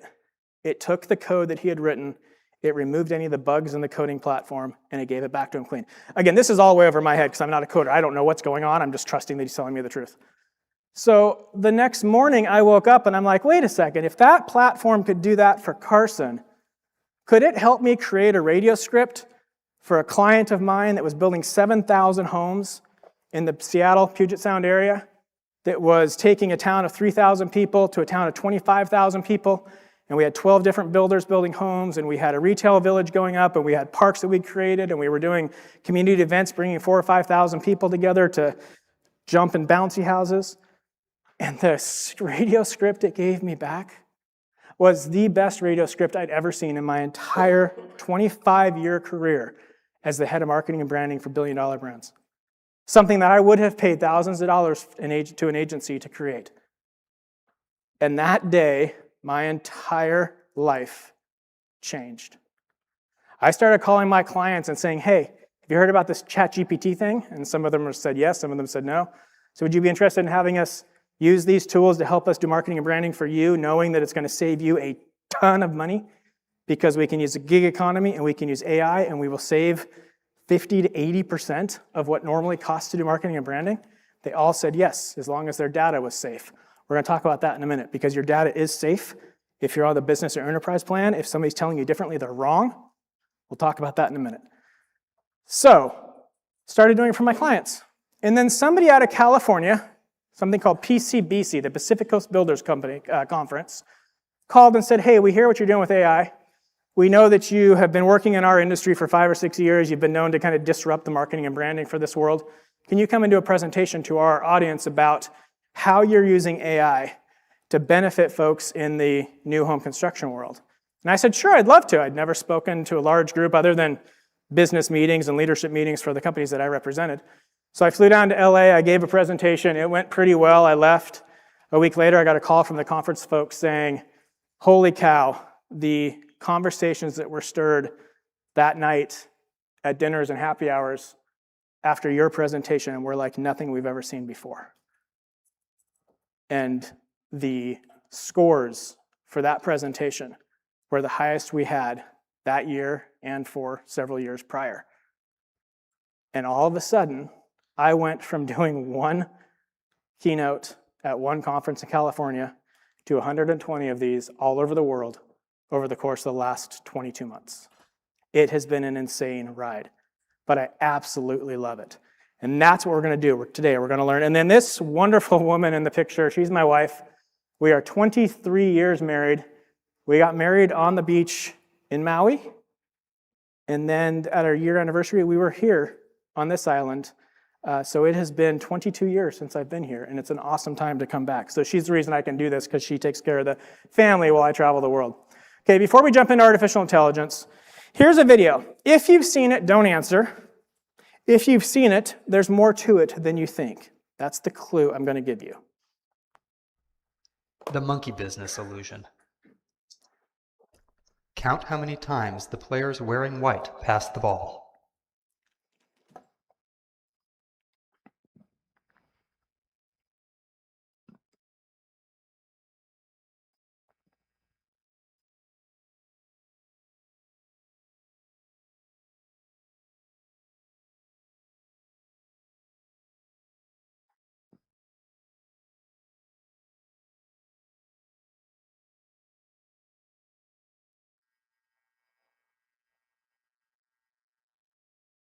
Okay, keep the lights down for me for just a second. So, give me your guesses. Who's got a guess? 16? Okay, who said 16? Raise your hand. All right, those that said 16 were correct. But the correct answer is 16 passes. Did you spot the gorilla?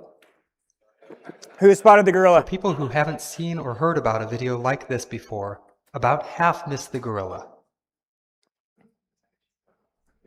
If you knew about the gorilla, you probably saw it.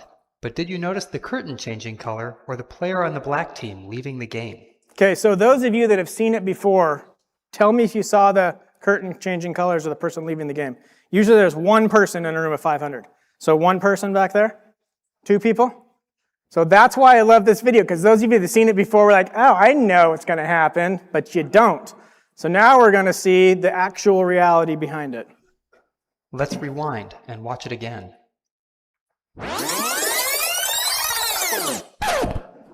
Here comes the gorilla, and there goes a player, and the curtain is changing from red to gold.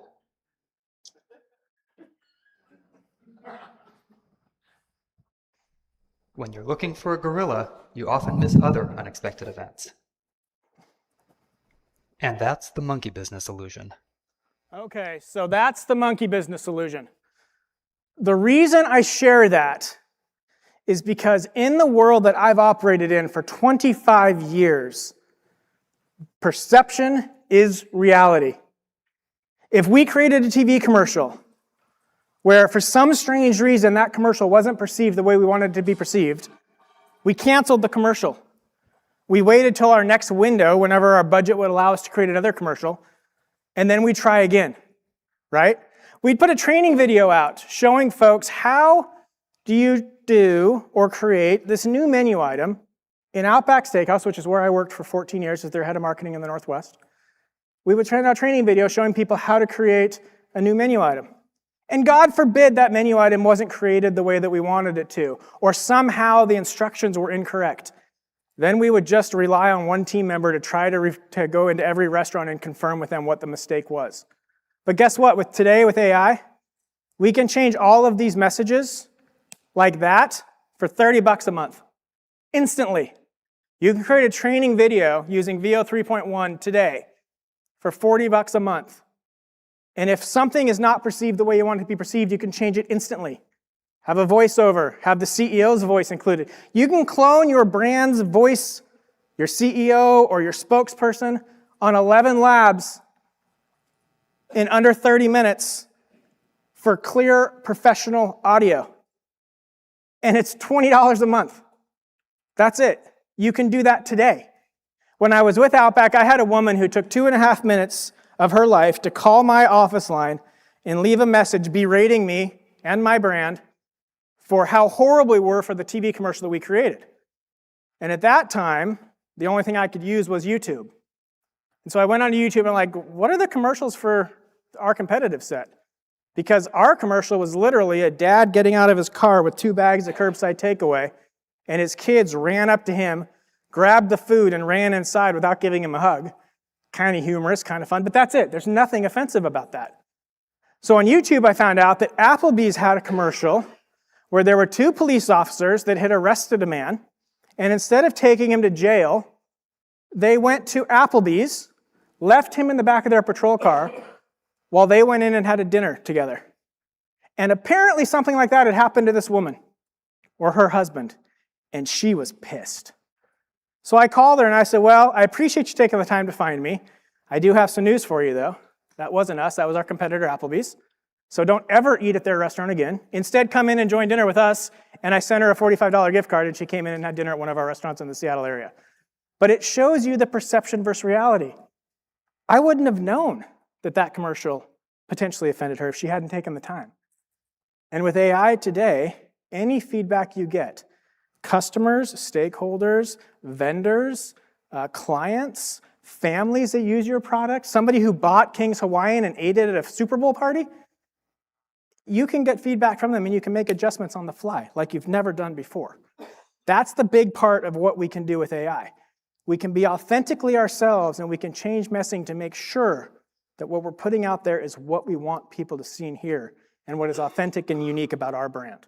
If you are not using AI tools every day of your life, you're making a huge mistake. You've got to start training. Whether you need it or not is irrelevant. You're gonna need it and you're gonna interact with it every day. So the faster you're good at it, remember when you met executives 20 years ago, 10 years ago, that still don't even use email and they have their like secretary print out the email, like when it felt so weird, that's how not using AI will feel.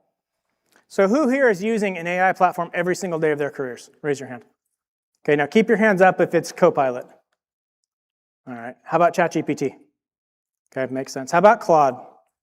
Hey, this is the largest percentage of folks in the room that are using Claude that I've ever seen, so that's awesome. How about Manus? Okay, we're gonna look at Manus today because it is one of my all-time favorite platforms. Anybody using Gemini? Okay, so a couple of you are using Gemini. I love this because here's what's happening. The world is changing every single day. And all of these tools are becoming more powerful than we ever could have imagined. First time, you don't ask AI what, where, when, how. You ask it create, do, build. You ask it to use tools, take your context, read files. It's able to agentically break down a problem, reason about it, reflect on it. It's able to solve problems and actually perform tasks. An AI that was able to perceive became an AI that could generate. An AI that could generate became an AI that could reason. An AI that could reason now became an AI that can actually do work, very productive work. Finally, AI is able to do productive work, and therefore, the inflection point of inference has arrived. So how many of you are using Claude Cowork? Okay, wow, very few. So here's the deal. Every year I attend Jensen's NVIDIA conference in San Jose. He's always the keynote speaker. This year, the biggest shift was a change from what I would call conversational AI platforms, which are typically LLMs, which are most of you are used to, ChatGPT, Claude, Gemini, to agentic platforms. And the difference between the two is pretty clear and pretty simple. Number one, an LLM, or the way the platforms performed 6 months ago, was you would have a conversation with the platform. You would ask it a question, it would give you an answer, then you'd start going back and forth, and you'd try to kind of refine whatever it was you were looking to solve. Today with Agentic, it's a different story. Today with Agentic, we actually propose 10 or 12 different things we want the platform to do, and it goes out and does all 10 or 12 of those things autonomously with different agents, and then it comes back with its best answer after all of these agents have done their specific task, and then reported back to one another, pulled all the information together, and provide you with the best answer. And oftentimes, the agents will come back and say, hey, I've got a few questions for you. And it'll ask you to go through and answer these questions. And that is how we get to what Jensen was just talking about. These platforms will do the work for you as long as you provide them with clear direction on exactly what you want them to do. And they will do it in the background while you're doing whatever else it is you need to do for your career. And it can be done today. If I was 16, 18, 20, 21, starting today, I would spend every waking minute learning about AI. Even if I'm sleeping, I'm listening to podcasts talking about AI, trying everything. Because my whole Instagram and TikTok feeds are now AI hacks. It's one thing to have a business and how you integrate AI, that's one thing. But if you're just getting started, as you learn these things, it's so much easier to start. Now you have a mentor, whether you use Perplexity, Anthropic, Claude, ChatGPT, Gemini, it doesn't matter. You have experts, and you might say, well, those hallucinate. Let me just tell you, your mentors and experts don't always get it right either. So you've got these experts who can answer questions and help you understand what you don't know. You've got these tools that'll just spider everything, that'll do your emails, that'll do sales calls for you. Are you kidding me? Keep the lights down for me. So who here is using connectors? Keep the lights down so I can see the crowd for just a second. Who here is using connectors in any of the platforms? You guys need, wow. Okay, we're gonna have fun. This is gonna be a fun time. Okay, so every single platform has connectors, and you have to be connected to them. They can connect to your Gmail, your Google Drive, your Office, your 365, your SharePoint, your HubSpot. They can connect to all of those right now. So you can go in there and be like, hey, HubSpot, can you tell me what I need to know about the last 100 email campaigns that we've sent out and whether they were effective? And then can you draft the new campaign based on the most effective ones that we've sent out over the course of the last 3 months? You can do that today, right? In Claude, I can put in a list of 100 companies that have asked me to potentially come and speak to them. And I can say, hey, I want you to do research on the following things. This, remember I mentioned a minute ago on the Agentic, you give it a list. Number 1, here's 100 people. Number 2, here's the 100 companies they represent. Number 3, here's the audiences that they're going to put me in front of. Number 4, I want you to do research on all of those and find out how my keynotes and workshops can best impact that audience. Number 5, then I want you to draft an email to that person that introduces who I am, what I can do, and is specific to their event. And then I want you to put that email in my draft inbox, and I'll review it before I send it. And 7 minutes later, I have 100 emails in my draft inbox, all in my voice, my tone, because it's been trained on who I am and how I speak. That can be done today. Literally today. So I'm going to show you the connectors in a little bit so everybody can understand. These tools are out there now for everybody to use. And I know it's hard to believe, but these things will save you an ungodly amount of time. And more importantly, I hope that everybody in this room is here because you're not looking to cut your marketing team or your team at all. What you're looking to do is be able to allow your team to perform so much more effectively than ever before and double your size in the next 5 years. If you're coming to me and saying, hey, I would love to learn how to use these tools so I can cut 50% of my workforce, I'm not your man. That's absolutely not why I'm here. What I'm here to do is to allow you to empower your team to use the tools to make them better at what they love to do. That's why we're here. Okay, who here is willing to admit they've watched South Park? And I don't want your hands to stay down because everybody's watched South Park. Wendy just came up to me and was acting all hurt because she thinks I don't care about her. Uh-huh. When she said that she wishes I would reply to her text the way that Clyde responds to Bebe, so how do you do it? ChatGPT, dude. ChatGPT? Yeah, dude. There's a bunch of apps and programs you can subscribe to that use OpenAI to do all your writing for you. People use them to write poems, write job applications, but what they're really good for is dealing with chicks. Here, check it out. There's tons of ChatGPT apps for your phone. So then I can take whatever latest dumb thing Bebe texted me, I copy it, then I open the GPT app, click respond to, paste her text here, hit write, it just thinks for a second. You would look great with any length of hair, trying a new look could be fun. Copy that into messages and send it off. It's super easy and convenient, and it saves me a ton of time because she texts me so goddamn much. Jesus Christ! I probably won't do it, but thanks for being supportive. Cut, paste, write, cut, messages, paste, send. There. Oh God, thank you for laughing. I know how today is going to go based on the response to that video. I have been in one room where it didn't go well. And I was like, oh crap, this is going to go downhill fast. I love that episode because the two founders of South Park, 3 months after ChatGPT launched, went in and said, hey, we wrote the first 20 minutes of a new episode. ChatGPT, will you write the last 5? That's the episode. You can hop on Comedy Central or YouTube, type in ChatGPT South Park, and you can see the episode. It's not the best, but it was also 3 months after ChatGPT launched. And it was pretty damn good. And then they also allowed a group to create something called the simulation. This has transitioned how Hollywood is operating. Because a simulation has every episode of South Park uploaded into it. And then you and I can go into the simulation. We can create our own South Park episodes with prompts. Because it's been trained on all the South Park episodes. This is happening for other television series now where you put Grey's Anatomy in and you say, let's change the city to Dallas. And now they have a pilot for a Dallas version before they have to pay anybody to come in and do the actual pilot work.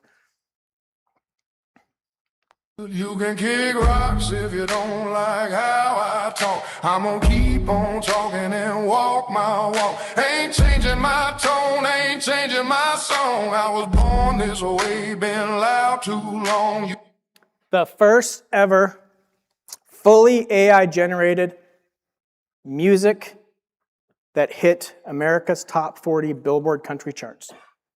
100% AI-generated. Nobody knew it when it hit the charts, but it was. That's where we're going for the future. We're going to a place where you can actually create music that you want to hear simply by prompting it in some of the platforms that are available for you to use today. Okay, so there's been 2 gigantic shifts in AI over the course of the last year. We already talked about the first, the LLM to agentic. The second is, a year ago, every single CEO that I spoke to said, what platform should I have for my company? And almost without exception, every single IT person said, Copilot. And I can tell you every single employee said, God damn it. Copilot, right? And so today the change is, what platforms, plural, do your team members need to make them better at their job? And each platform today has some strengths where it might be better than another, right? So Claude Cowork, Claude Design, Claude's chat function, Claude's live artifact function are all unique to Claude. And I'll show you those in a few minutes. Gemini's VO 3.1 video platform and Nano Banana image generation platform are unique to them. And they're spectacular. Your marketing team needs Gemini. ChatGPT is spectacular for strategy and research on competition and acquisition ideas. Manus is spectacular at creating websites from scratch in literally 5 minutes. That would normally take somebody 3 months to design if you had to work with the leadership team on how you want your website to look. It can do it immediately. So you have to think about these platforms in a more unique way. Which platforms do my team need in order to succeed? And it's usually plural. So this is a financial dashboard. So I started doing these presentations because of marketing and branding, because that's what my career has been.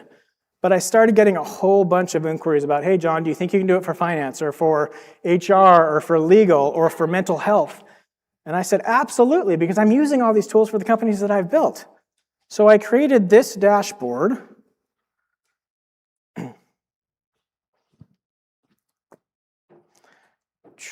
Give me just a second for it to load. This is a publicly traded company that provided me with 2 Excel spreadsheets that were already submitted for their annual results to the SEC. And they said, do you think you can create a financial dashboard for us that's easy for us to understand and that we can share with our stakeholders?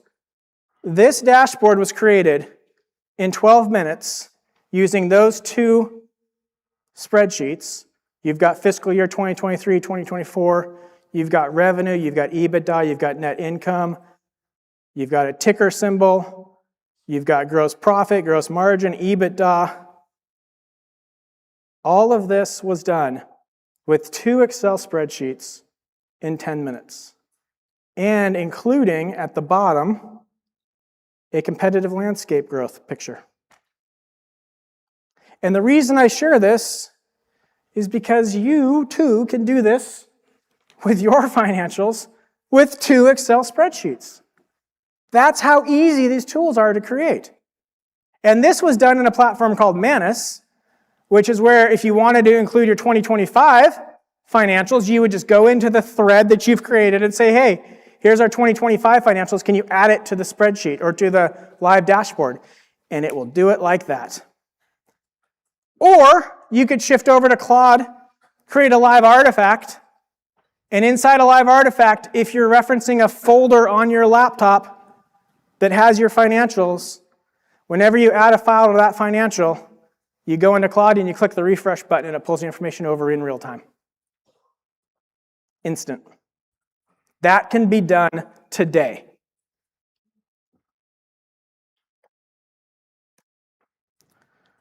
So this is a quick snapshot of where we are with AI right now. ChatGPT has 900 million. Let me repeat, 900 million active weekly users worldwide. Gemini has 750 million active users worldwide. And then my favorite now, and I will be fully transparent with everybody in this audience, I was a huge ChatGPT advocate until February of this year when Claude launched Cowork. And I tested it out, and holy cow. So I shifted, and it's easy to shift. Every single client I've spoken to in the last 3 months has exclusively adopted Claude. Not Chat, not Gemini, Claude. And this is proof. Anthropic, which is the parent company of Claude, just surpassed ChatGPT on enterprise subscription. And families that make $100,000 household income or higher are more likely to use Claude. It has become one of the go-to tools. And then if you want to take a picture of this, take it. How many of your IT teams are saying, I don't know if we should be using this because we can't trust it? Anybody feel comfortable sharing? So here's the challenge, and I would encourage your IT team to do their own research. But it's telling you that as long as you're on the business plan or the enterprise plan, which are usually $20 to $25 per seat per person, which is nothing, it doesn't cost much at all. As long as they're on those, you're secure. Let me repeat that. If you allow your team to use these tools and you subscribe to the business or the enterprise plan, which you can do inside any of the platforms right now, your data is secure. Now, here's the problem.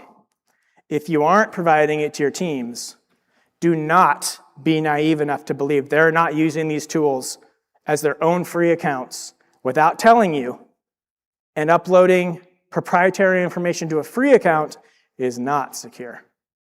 And they're doing that, I guarantee you, if you're not giving them access to these tools. That's how common they are now. So if you're telling your teams, I'm not going to let you use ChatGPT or Gemini or Claude, maybe even you have to use Copilot, they're going home and they're using ChatGPT, Claude, or Gemini. I promise. And I have heard that in rooms like this over and over, where a team member will come up to me after the CEO has shared with me that they don't currently allow their team to use Claude or Gemini or Chat, and the team members come up and say, well, yeah, they don't allow it because it's blocked downstairs, but if I go to the upstairs conference room, they forgot to block it on that Wi-Fi. So that's where I go when I do my emails. So don't be naive enough to believe that it's not being done if you don't have the business or the enterprise account. This is odd, guys. What's the number one use of generative AI in 2025? Therapy and companionship. Kind of like what you saw in the South Park episode. Here's the spoiler. I've sat in front of mental health experts, and we have had conversations, and they have said that in the world that we live in, most people cannot afford a therapist or a counselor. So if their only option is to turn to ChatGPT to find out that what they're feeling is okay and they're not alone, or to have nothing, they would pick ChatGPT in a heartbeat. So think about that. I've had people in the room who have been kind enough to say, I use it for therapy with my wife. She sends me text messages. I know I'm in trouble. And then I copy those messages to chat, and I'm like, what do I say? I've actually had people do that, right? I had one gentleman who said his mom lives in the Midwest. His father had passed. The kids had all moved out of town. So she wakes up every morning, and she hops onto ChatGPT, and she gets to learn something new each day. And he is so happy that she doesn't just sit in a Barca-lounger and watch TV, that she actually is stimulating her brain every single day.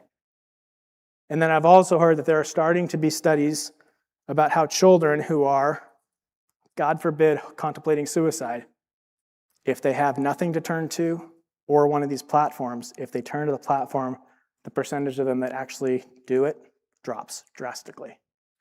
And that's a big deal. And the platforms, as we've said, are learning every single day, and they're getting better every single day. This is Tom. Work has been weird lately. He's got to fly the coop, and fast. Luckily, AI mode in Google search can help him hatch a plan. It's got to be quick, and it's got to be, yeah. That should do it.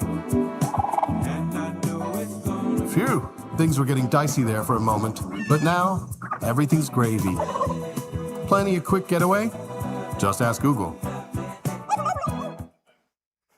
So the first fully AI-generated Google commercial created by their AI lab, no agency, no creative team, 95% less expensive than their other ad campaigns, and done in 90% less time. And if you think that it's just a big company like Google that can do it, it's not.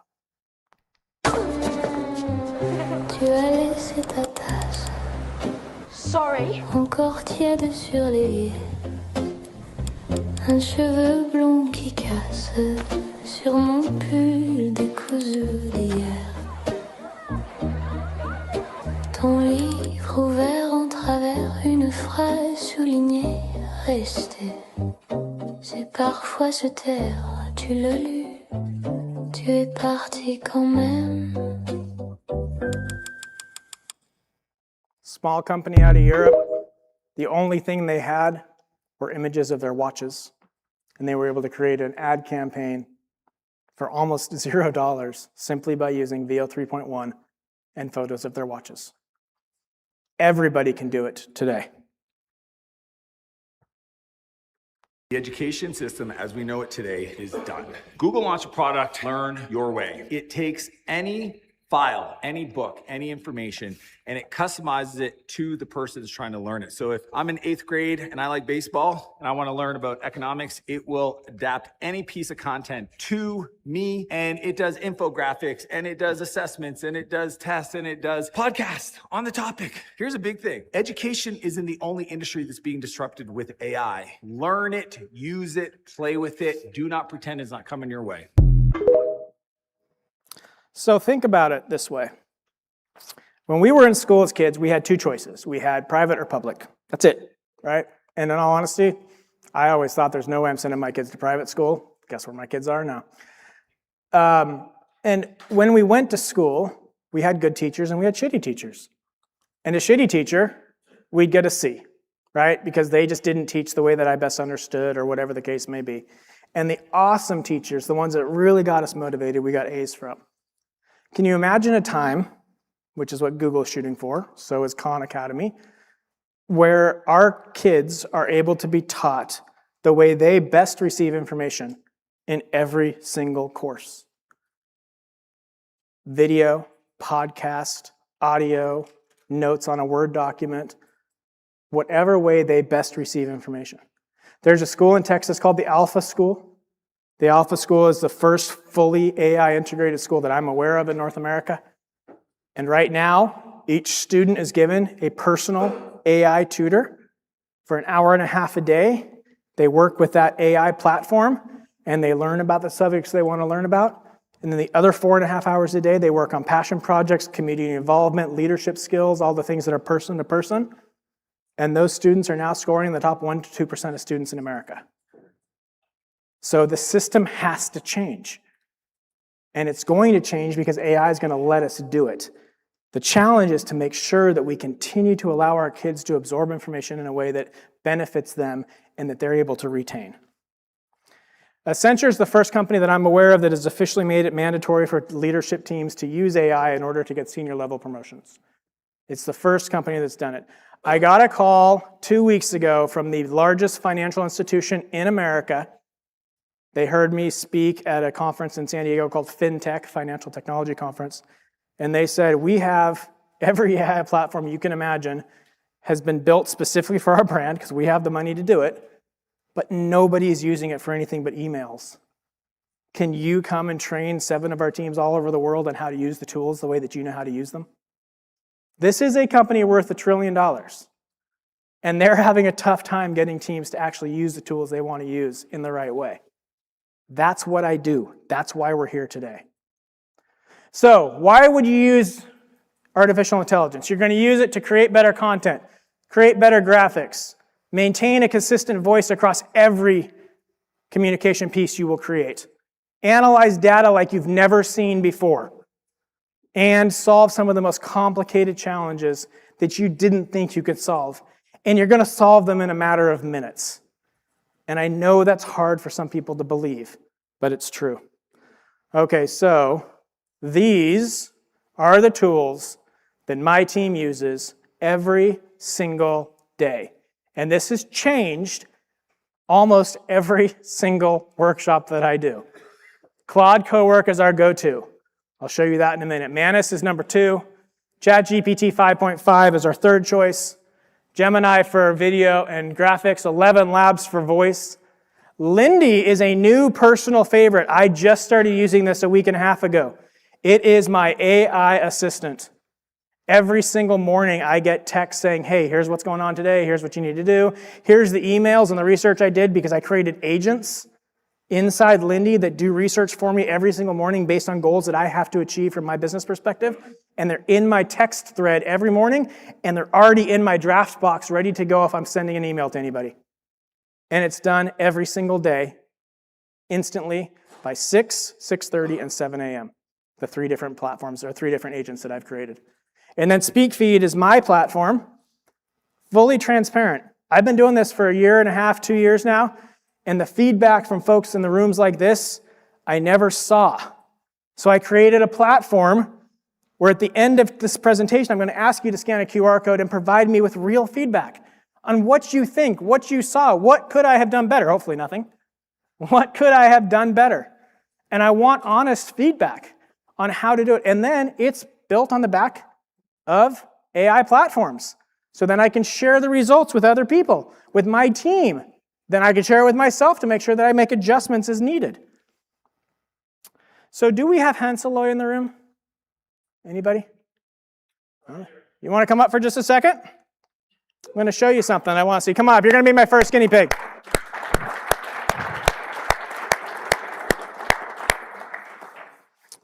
Come on up. I'm not going to ask you to do too much because we're not officially in the hot seat moment yet, but I want to share something. I'm John.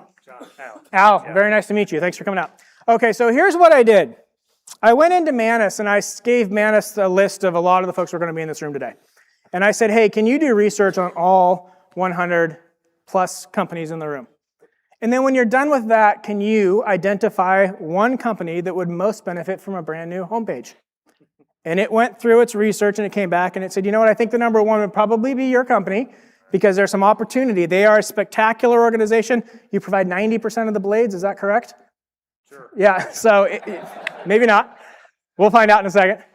But that their website could use some help because they are so known in the world as the premier product for what you do that we needed to change it. So we had Manus create a brand new homepage for you. And right now, this is not public, so nobody else can see it except for those of us in the room. And I want your honest feedback, because one of the things we need to understand is this is not 100%, but this whole thing was created in 11 minutes. So take a look at this. The world doesn't slice without us. It says Hanseloy Engineers and manufactures the world's most trusted bread slicing blades, proprietary steel alloys, precision ground edges, and the longest blade life in the industry. Then it's got your years of experience. It's got count up timers for your years in business. The #1 world leader in bread slicing, 100% made in the USA. Is this all correct? Engineered for perfect precision. Right now, these are placeholder images. So these aren't accurate. But what I can tell you is he could go in and he could say, here are 4 images that I want you to replace in these different spots on my website, and it will do it instantly. And then we go down and we're like, engineered different, proven superior, proprietary steel alloys, precision grinding technology, longest blade life, universally compatible. Highest, is this all correct for your company? Things that you promise? 90 years of American precision. Founded in 1933 in Davenport, Iowa. This was all done, guys, in 9 minutes. Do you know how long it takes to create a website from scratch if you're trying to work with a marketing team? Like 6 weeks just to get a CEO in the room with you. But to be able to go and say, hey, this isn't right, but let's start with something like this. And we can make these changes. Is it fairly on brand for you guys? Yeah, fairly on brand. Fairly on brand? Yes. Sharp, strong, Hanseloy, and then it's got a contact form built in, and it's got your footer. 9 minutes. Yeah. So if you wanted to redesign a website, you can go here and you can say, hey, give me 3 different versions, and then you can try to go from there. What do you think overall? Is this something that you think you could have done that quickly? Well, we're working on this right now, and it's taking months. So there you go. See, for those of you that didn't hear him, he said he's been working on this for months, and here we go. This is a testimonial. I did this for a group in Hawaii last month. They were a company out of Southern California doing a conference in Maui, and the woman, the CEO, said, please do not show how quickly you can make a website because we just paid $35,000. Right? We haven't spent any money yet. Oh, so there you go. So this is the kind of tool your team can start with. So thank you. A gift card to Starbucks for being my first guinea pig. Awesome. Thank you so much for coming up. I appreciate it.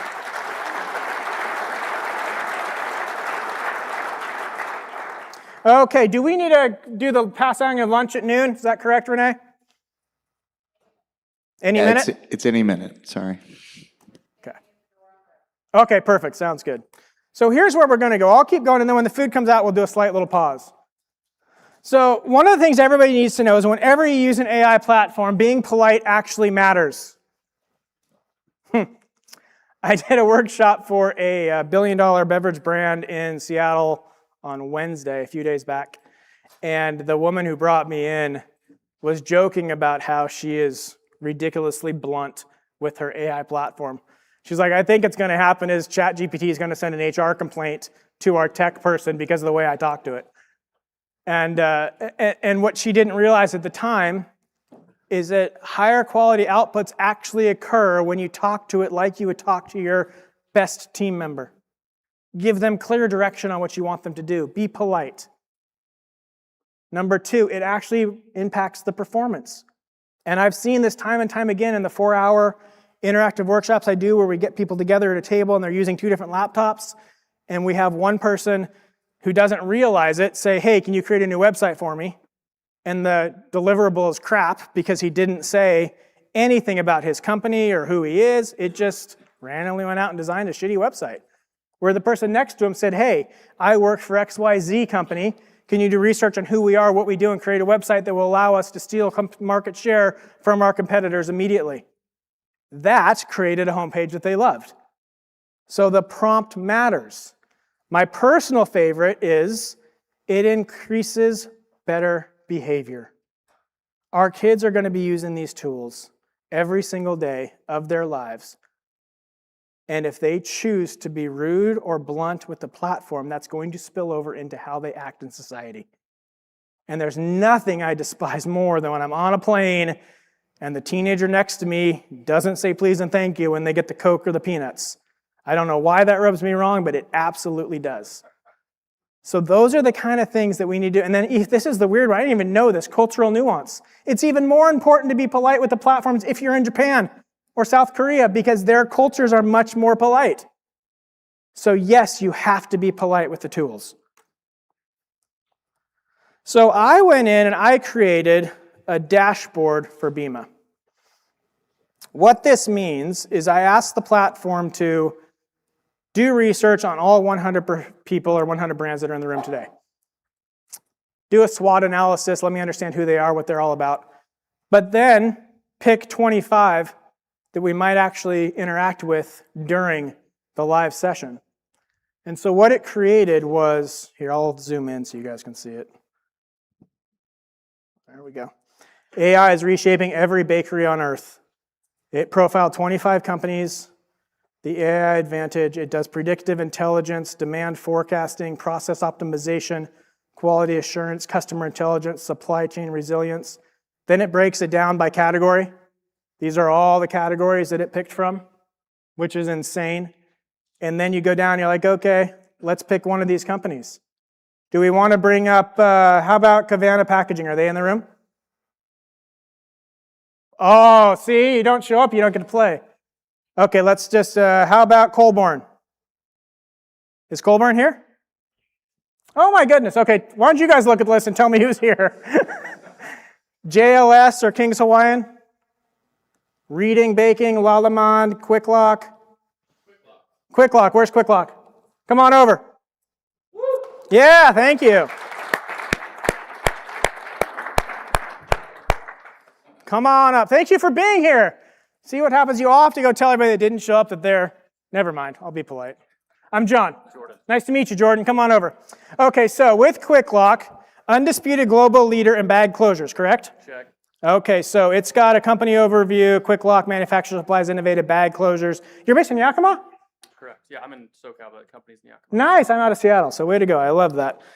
Company history, founded in 1954 by Floyd Paxton in Yakima, Washington. Quick Lock was born from a simple but brilliant idea, carved the first bag closure from a credit card on an airplane to close a bag of apples.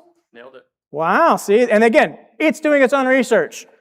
And then we go into the SWOT analysis for your company that it did. Strengths, undisputed global market leader, iconic product, weaknesses, single product. Sorry, I'm not supposed to use the word weaknesses apparently according to AI. So we'll call these opportunities as well, or maybe we'll figure it out. Single product category, commodity pricing pressures from low-cost alternatives. Some of your opportunities, AI-powered production optimization. Some of your threats, plastic ban legislation in key markets, alternative closure technologies. And then it says, here's your hot seat prompt.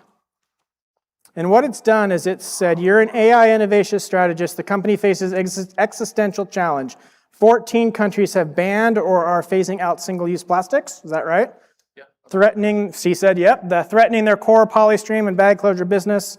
And it's given us a very thorough prompt, market data, and then design an AI-powered transition strategy, material recommendation engine, which sustainable material for which customer segment, predictive model for regulatory timelines. So what we're going to do is we're going to copy the prompt, and then I'm going to take you over to, we'll just do here with chat, and I'm going to say, we are live in the hot seat with Quick Lock, is that right? K-W-I-K? L-O-K. And we'd love your help with the following after you have already done your AI research. So I've already had ChatGPT do the research on everybody. So here is our prompt. Actually, hold on. I'm going to switch this because we're in Pro. Pro might take a while. Hold on just a second. We're going to shift out of Pro because Pro, we don't have time for it. So one of the things we need to know is inside each of the platforms, you have a tool that you can use. So we're in ChatGPT 5.5. Instant is going to return the fastest answer with the least amount of research. Medium will do middle amount of research. High will do more, extra high, and Pro. We'll do medium, and we'll paste the prompt here. This shouldn't take too long. It's going to think, searching projects, thinking. Let's see what it says. And we're doing it live. Absolutely. Here's a strong hot speed response you can live with quick lock. You can go live. Big strategic goal. You should not position this as a defensive move away from plastic.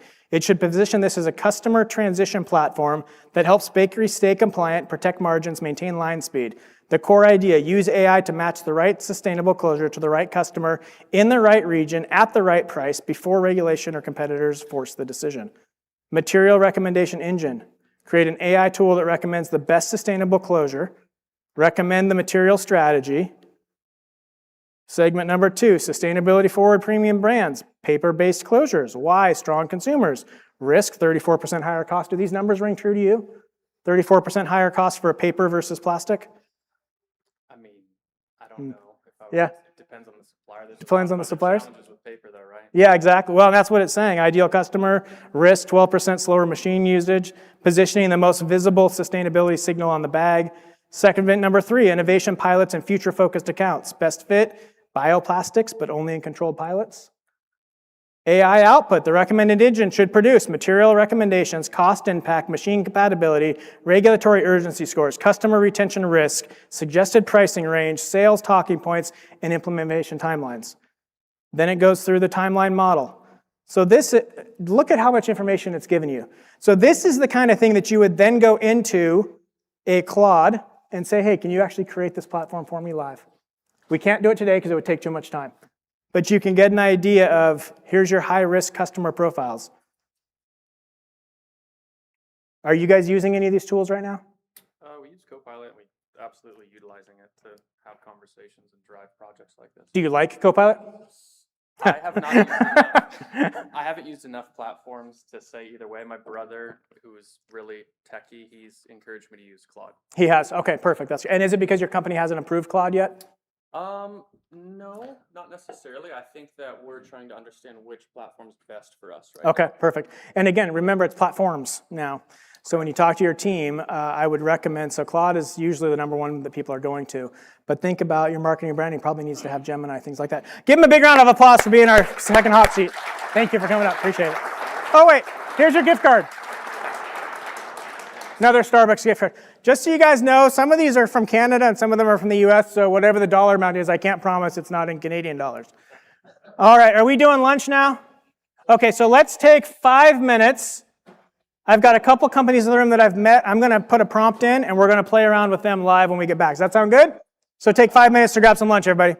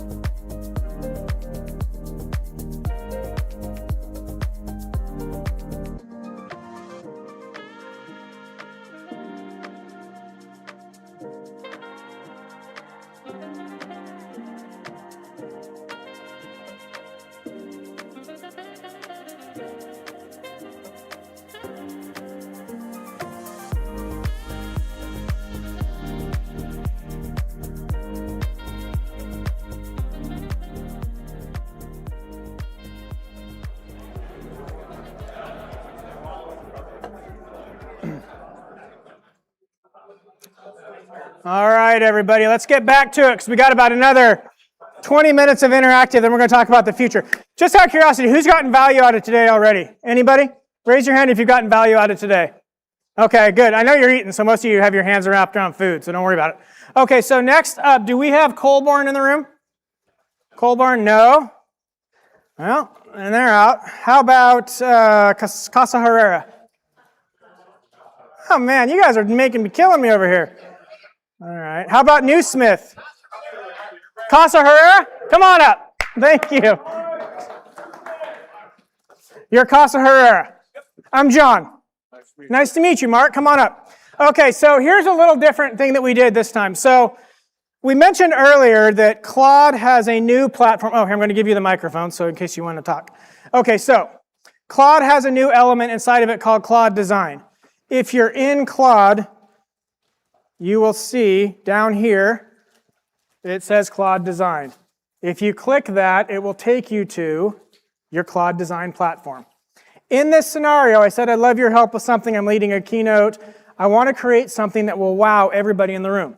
And I asked it to do some research on companies in the room. And it came back and it said Casa Herrero would be one of the beneficial companies to do a brand new style for your site through Claude Design.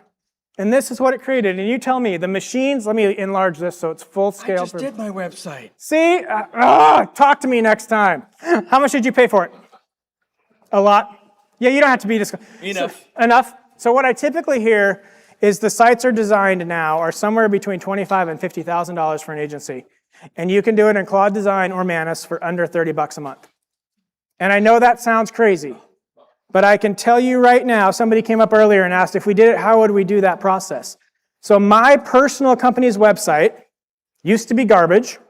I had a client who's a billion-dollar brand. He was going to bring me in for AI, and he said, I went to your website, it only talks about marketing and brand. I said, you're right, I haven't had a chance to update it. The next morning, in 60 minutes, my entire website was updated by Manus. I sent him the link. He goes, holy shit, I didn't think you could do that so quickly. And now the benefit is I can go into Manus whenever I want and say, hey, I want you to make a change to my site, and it will make the change live in real time, and I can update. So our sites are no longer once every 10 years. So for your company, it went in and it made a site that says, the machines behind the world's tortilla. Does that sound right for you? Sort of. Sort of. And again, these are the kind of things, and I love when it's not 100% accurate, because it won't be. Rule number one, these are not going to get you 100% of the way there. They're going to get you 75, 80% of the way there. Then you, as a leader of your company, need to step up and take it the final 15%, which means you'd go in and be like, I don't like that tagline. Can you pick 4 or 5 more for me to choose from? And then built in 1951? Yes. And tortillas, chips, taco shells, tostadas, pastas, arepas, pitas, shaped by Casa, correct? Correct. All right, that's a counting number. Tortillas and chips pressed on a Casa Herrera line so far in 2026, 28 billion. See? And then we have 3 generations, 1 unbroken line since 1951. 3 generations of family, 100,000 square foot facility in Pomona? Yes. Corn to coma, masa to bag, corn tortilla systems, flour tortillas, ovens. And then it's got from multinationals to the cornerstone on 6 continents. Do you sell product to 6 continents? So look at how easy this is. So from your perspective, this got you, what do you think, 40, 50% of the way there, 60% of the way there? At least, yeah. So would you, if I were to talk to you and say, hey, we built this in 5 minutes. There you go. Yeah, see? And so these are the kind of things you can do internally with your team. That's how quick it is to do it. So thank you for being hot seat number 3. Here's a gift card for you. Thank you very much. It's a pleasure meeting you. Okay, so is Newsmith in the room? Come on up, Newsmith, come on up. I did something different for you guys, so yours isn't marketing. Come on up.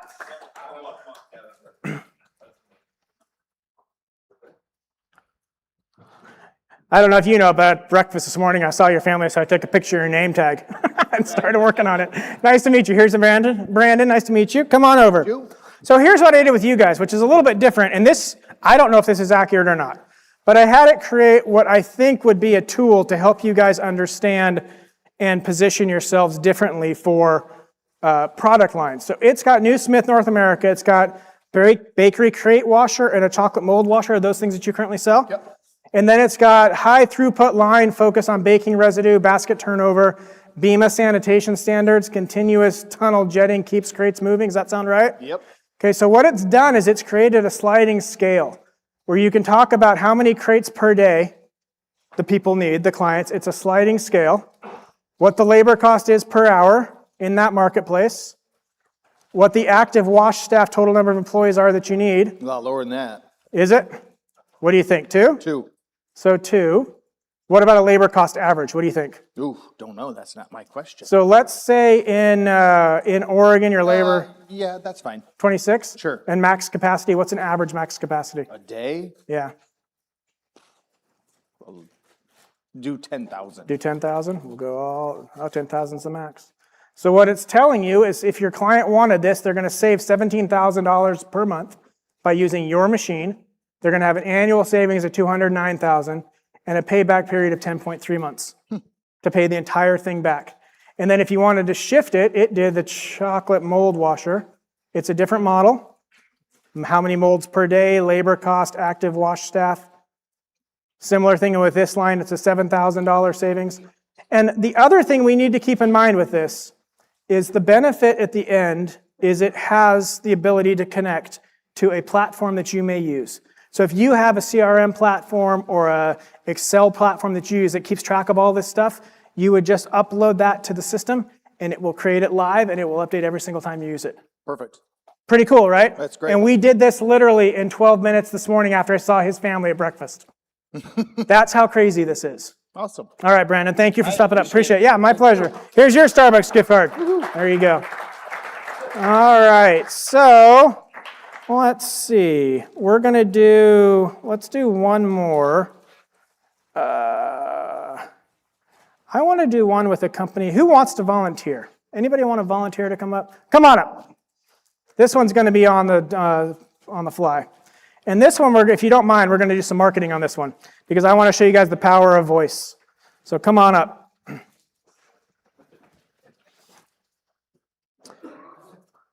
What's your name and which company are you from? Jason Tucker from Pure Autos. All right, Jason, I'm John. Nice to meet you. Pure Autos. Perfect. Let's come on over here. So what I want to do is for you, do you guys do some marketing and branding right now? Yeah. What kind of marketing and branding do you focus on?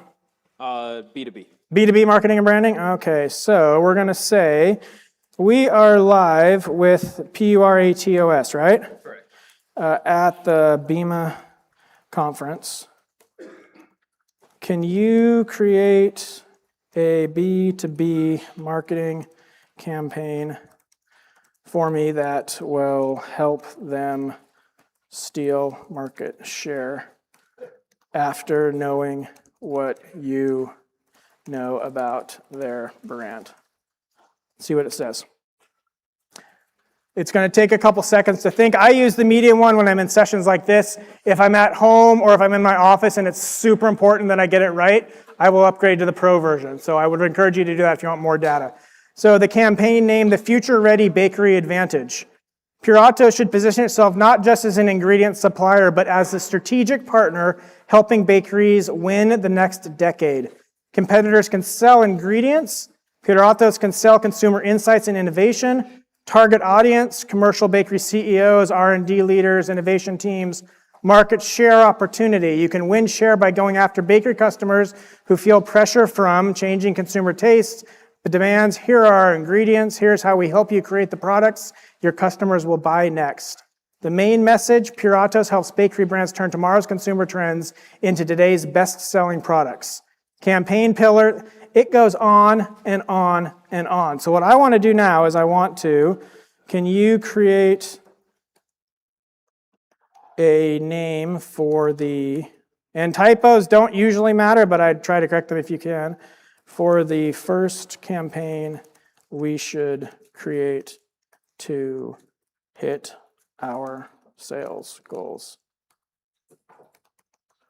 Let's see what it says. And the reason I'm doing this is because I wanted to create a campaign name, the Future Ready Bakery Sprint. Why it works? It sounds fast, practical, sales-oriented. Bake what's next, the next bestseller, Future Ready Bakery. Turn tomorrow's consumers into your next growth product. So I'm going to have it do something fun. Can you create a 30-second script for an audio file we can use on our B2B social platforms. So let's see what it comes up with. Here's your script. Bakery consumers are changing fast. They want products. So I'm going to, while we're in time, I'm going to say, can you also create the logo and tagline image for this campaign? I'm going to have it do that because that's going to take a second. So we're going to have it start there. And then while it's doing that, I'm going to take this script and I'm going to copy it over into 11 Labs. We talked about this earlier. I've got a fun teacher voice just for fun. We'll pop in the campaign and we'll generate the speech. See what it does. Bakery consumers are changing fast. They want products that feel healthier, taste incredible, look premium, and still deliver value. The question is, can your innovation pipeline keep up? With the Future Ready Bakery Sprint, Paratos helps your team turn consumer trends into real product opportunities, faster. In one focused session, that's one version. Bakery consumers are changing fast. Here's another version. They want products that feel healthier, taste incredible, look premium, and still deliver value. Or we can enhance it. The question is, can your innovation pipeline keep up? With the Future Ready Bakery Sprint, Paratos helps your team identify what your customers may want next, where your category... See how quickly we can make these changes? Bakery consumers are changing and he fast. Can change the voice simply by going over here and picking from thousands of different voices that he may want. For fun, let's go to Annika, just for shits and giggles. We'll have Annika come in, and we'll have Annika generate the speech. Bakery consumers are changing fast. They want products. So if you want to make a marketing with the incredible, look premium, see how quickly this can change? Value. The question is, can your innovation pipeline keep up? With the Future Ready Bakery Sprint, Puratos helps your team turn consumer trends into real Let's see what product Arabella's like. Faster. In one focus session, we identify... They have different languages. They have different accents. Bakery consumers are changing fast. They want products that feel healthier, taste incredible. Yeah, it's got a little sexy twist to it, huh? See? This is what we're looking for right there. So you guys can get an idea of how quickly we can make these changes. And then let's see what it's, and there's a logo. Whether you like it or not, it's up to you, right? You could say, change it, you can make edits to it, you can have it pop your logo on it, you can do whatever you want, but it can change the images immediately for you. Can you ask it to integrate the logo? Let's see, can integrate the actual logo from Paratos. See what it does. It might take a second. So let's give it a moment and see. What did the last one take? It took 46 seconds. So let's see what this one takes. So again, when it comes to like visual design elements, this doesn't mean that we're 100% there. But you can get 5 or 6 different design styles from these platforms, then hand those off to your graphic designer, who will now take 20 or 30 minutes to make adjustments versus starting with a blank screen. And all of that stuff can be done in a matter of seconds. It seems I didn't get any results from an image search. Do you guys have a logo online? Maybe I should try a text search for the official site. So let's do this. I'll give you the gift card. We'll let it run. Yeah. Thank you so much for being another part of the group. Perfect. You got it. Give him a round of applause. Okay, so before we leave this, I'm going to go and show some people what I was talking about earlier. So remember when I talked about the connectors? So in your inside Claude, both on the desktop or inside Cowork, you have connectors, you have skills, and you have plugins. Inside connectors, you can add hundreds of different connectors that are all protected, all connected with an API or an MCP, instantly to your account. And then you can interact with those platforms live that moment. And they are only getting to be more and more and more. You have SharePoint, you have Google, you have Gemini, you have Databricks. I mean, look at Calendly. All of these are available for you to link to your account right now. Then you have plugins. This changed the way that businesses operate. 4 months ago when they first launched these plugins, there were 4: marketing, finance, HR, and accounting. And the day they announced it, the stock market in the US tanked by between 800 and 1,000 points because people started wondering why. And that's because you can add a legal plugin to your platform, and it will now act as your attorney. And it will draft legal documents for you instantly. And I have done this for every legal document that my company has created. And the first few I ran by a friend of mine who was an attorney, and he said, wow, these are pretty good. There's not much I would change. So I don't have to pay him $500 or $600 an hour for his time. It will also review contracts, compare contracts, and let you know what you need to know about that. And it does it for legal, marketing, productivity, finance, sales, data, engineering, human resources, design. They're all available for you to use right now. And then another thing to share with everybody, because I had one person say, I have a relationship with ChatGPT that I want to change. You go into settings, and you go into capabilities, import memory from any other AI provider. So if you wanted to switch from Chat over to Claude, you can do it. It gives you the instructions on how to do that. Every platform has these abilities to do today. It's crazy. And then the last thing I want to show you is these things called artifacts. Artifacts are platforms that include, I mentioned it earlier, you put in your financials and it creates whatever you want it to create, and then whenever that folder adjusts, I simply hit the reload button on the top and it pulls in the newest information. It's called a live artifact. It does it instantly. So if you have a CRM platform that you hate using because it's complicated, create an artifact, connect it to HubSpot and say, hey, I want you, which is what I did. I built a CRM platform for us through our HubSpot account. Hopefully it works because this morning it was challenging, but let's see if it pulls it up. There you go. So this is my HubSpot account. And whenever we make changes, you just hit the refresh button, which it just did, June 27th at 12:32. It made its update. It tells me who my contacts are. It tells me who the companies are, engaged contacts, interested replies. So this is our CRM platform live. So I don't have to go to HubSpot and try to get the report myself. This is one of the reasons why every company that I've worked with over the last 3 months has switched over to Claude. Because they have live artifacts. They have the design platform. They have in this platform you have chat, you have co-work, and then you have the coding if you want to do coding. All right, so please tell me everybody got something out of the interactive session. Raise your hand if you did, please. Love it. That's what I want to hear. Okay, so now, you guys okay if we move into the future? Is that the right Piratos logo?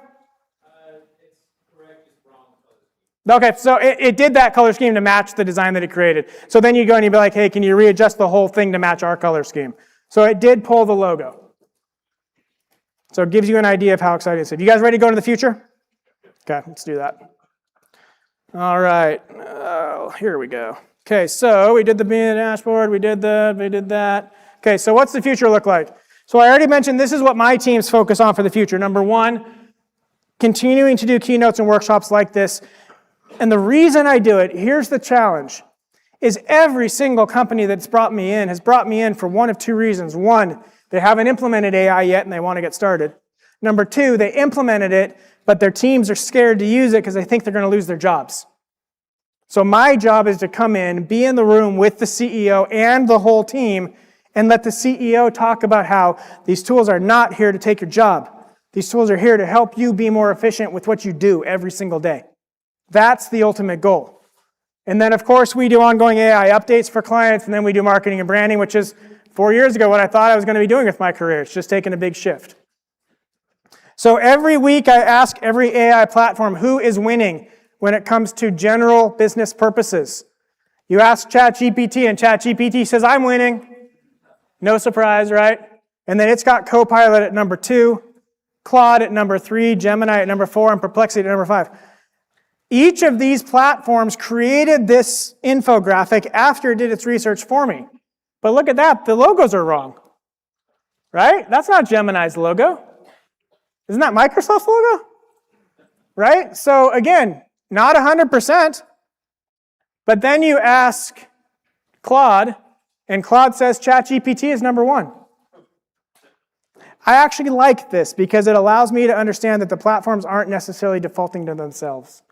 And I think that's an important thing to remember when it comes to AI, is the best platforms are the ones that don't have any bias.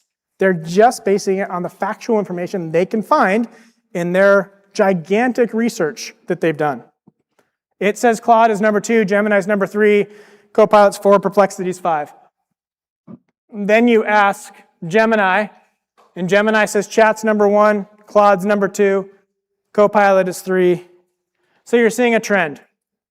You ask Grok. Grok is way off on its images. Sometimes it even has gigantic typos, which is not supposed to happen anymore. But Grok says Chat's number 1, Gemini's number 2. And then my favorite platform, Manus, Chat's number 1, Claude's 2, Copilot's 3. But the future. Anybody hear about Claude having to take down Fable? Because the US government sent them a letter saying that it was in the interest of national security that they remove it. That's scary. It's very scary. And there's some contemplation about that's punishment for what they did with the US government back a couple months ago. But then yesterday, this is why I keep these things quick and updated, and I know Renee had asked me for a slide earlier, but I want to make sure I'm as current as possible. Yesterday, ChatGPT announced that they have been asked to provide to the US government their 5.6 platform, and the US government will select which companies get to use it first. So now, the 2 largest AI platforms on earth have government interference before we can get it used as a consumer. So it's going to be interesting to see how things transition from there. And then you have the personal AI. You have ChatGPT purchasing a company called Torch, which is a medical records company where you can link your medical records to your ChatGPT account and it will monitor your health. That's new. You have ChatGPT announcing 3 weeks ago you can connect your financial accounts to ChatGPT and it will help you with your financial stability. These are big changes. Who would have thought 2 years ago that we would let an AI interact with our personal banking accounts? But we are. That's crazy. And then you have device-level AI. You have Google partnering with Macintosh, with Apple, saying on future iPhones, Siri is going to be controlled by Gemini. That's an interesting play. Whoever expected those two to get together? But they did. And then you have agentic, where all of these things you can create agents for yourself, for your company that work behind the scenes 24/7 on these platforms, and they get real work done for you without you having to do anything. All of them are coming and or are here today. We have wearables. Anybody here have the Meta glasses? No? Meta was the first company to come out with wearable glasses. There is a camera on the lens that takes pictures, takes video. There's a speaker on the ear that allows for what I've been told, some of the clearest audio they've ever heard, and absolutely no background noise when they're on the road driving in a Jeep Wrangler between Edmonton and Calgary. First time that person's been able to ever make phone calls because his Jeep was too loud. Now he can make it with the Meta glasses.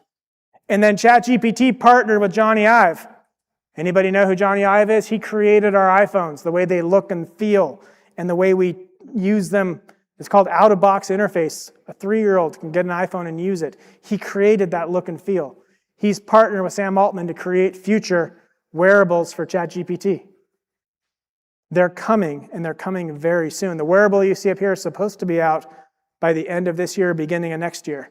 It will record your day for you. It'll provide you with a summary at the end of the day. And here's one of the weird things that I've heard recently.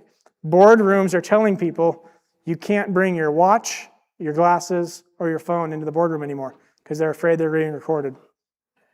I would guess that in a couple of years, it's probably going to be that they are not going to be able to tell people not to bring it in because they're not going to know what device is on them that records. So you're just going to have to be a little bit more careful of what you say in a boardroom. That's probably where we're going. And then one of my personal passion projects with AI is video, because I think video is one of the biggest tools that AI is going to have the hardest challenge getting right. But guess what? It's almost perfect today. ChatGPT created something called Sora. This was what Sora was supposed to do: create the best videos simply by putting a prompt in. But ChatGPT made an announcement recently that they were getting out of the video business because they weren't able to compete with some of the other platformers, and it was taking time away from what they really wanted to focus on. So I went in, and my wife went through some stuff recently where she had to get some radiation, and when she found out she needed to get some radiation, she looked at me and she goes, "I want you to get me a puppy." So guess what? We got a puppy. This is the puppy. And the only thing here is a still image, which is what you see on the screen now. And I asked the video platform to have the dog walk towards the camera. It's the only thing I said. This platform is called Hedra. Short, sweet, it's okay. It's not awesome, it's okay. Again, it's a still photo. There's no body in the photo, there's no tail, but it can find it. And then I had Sora 2 do the video quickly before they shut down. It's actually got a little blur to it. I don't know if you can tell, but there's a slight blur to the video, which is interesting. But it put music in the background. But take a look at this. This is Google's VO 3.1.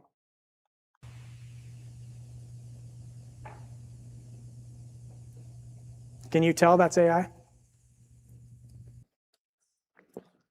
It's crazy, right? Look at that. Can you tell that's AI generated? That's where we're getting to when it comes to these tools. So think about this from your perspective. Training videos, commercials, going out and doing safety checks, getting people to understand what machines need to be done in certain areas, making sure that they're doing it the right way. All of those things can be created by simply taking a picture and then telling the system how you want that picture to interact. It can be done today.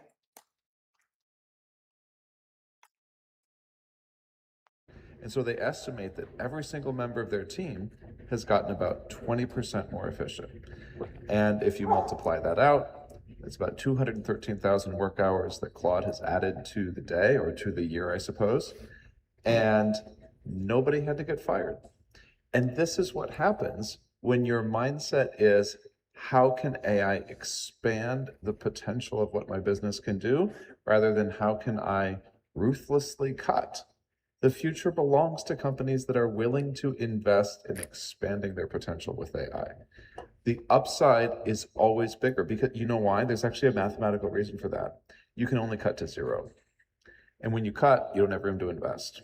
And so the people who are finding good talent, keeping that talent and empowering that talent with AI are going to go a whole lot farther than the companies that are obsessed with cutting. That's a video I want you to take with you when you leave. In my head, a winning mentality is double in size over the next 5 years. A losing mentality is, I want to cut 50% of my team and put that to the bottom line. That's what I want you to take today. I get there's probably going to be some job loss. Although the data as of 3 days ago is that the job loss has not been anywhere near what people expected, because companies are using AI as a scapegoat for letting their team members go. Because when they dug down to the actual reason why they were released, it had nothing to do with AI. We're 4 years in, and we haven't seen the job loss that we expected. So again, how do you get your team to be more efficient, more effective, keeping your team on board to help you grow? That's everybody's goal. And then what actually happens when teams use it? On average, team members save 8 hours per week. A full workday of time back to do what they love. 33% more productive in every hour spent when they use AI on average. 71% of our organizations investing $10 million report significant productivity gains in the last year. One of the things I would encourage you to do is you have two choices when it comes to launching AI. You bring in a company that will create an AI platform for you, and you pay them $1 million or $2 million, and you sign a 3-year contract. And if you do that, you're locked into that contract for 3 years. And if things advance with AI, God, I hope that the contract has a clause that they continue to do advancements and updates, because I've seen a lot of companies that don't have that in the 3-year contract.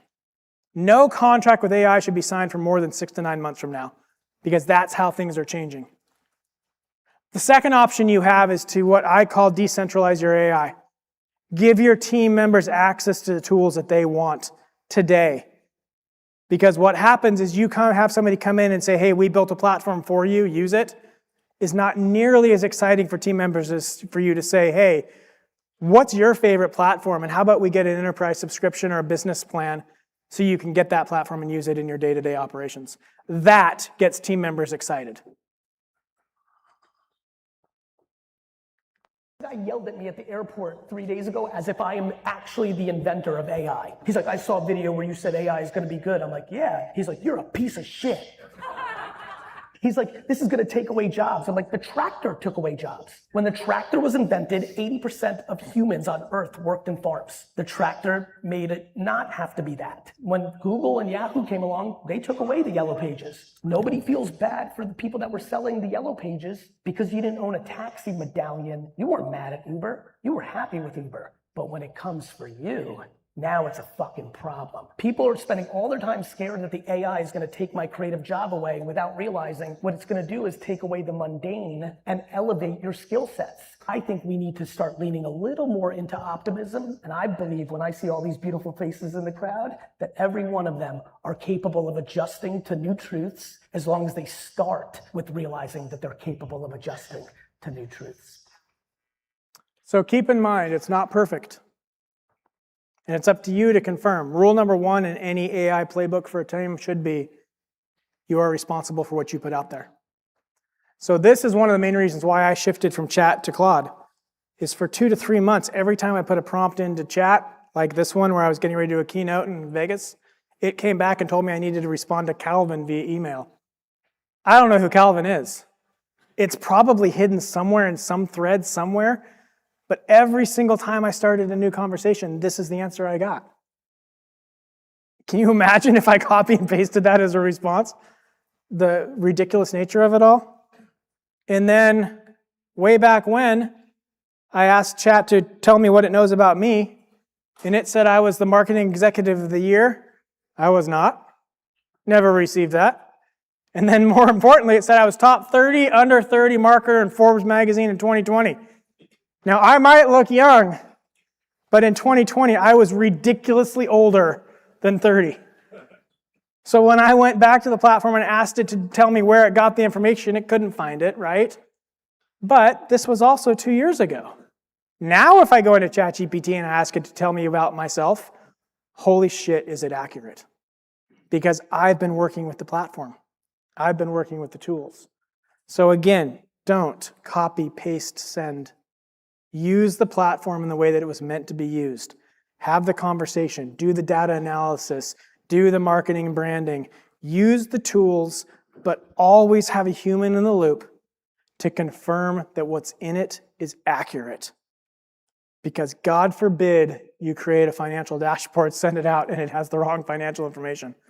I have not seen that happen yet, but it could. So always have a human in the loop. So before I provide my last thought, I mentioned this earlier, I would love feedback. So 2 things here. Number 1, if you scan the QR code and provide feedback, I would love it because I want to make sure everybody got value out of this. Number 2, you will also get access to our company's AI newsletter that we produce every month. It used to only be for clients, but I've been in enough rooms like this where people have come up afterwards and said, hey, do you have a newsletter I can subscribe to? So I've opened it up to folks that are in the room. But I want to hear what you think to make sure that you got value out of today. Ultimately, when this conference is over, I want you to go to Renee and say, hey, that Lakefish guy kicked ass. Can we have him come back next year and let us know what's new and what's different?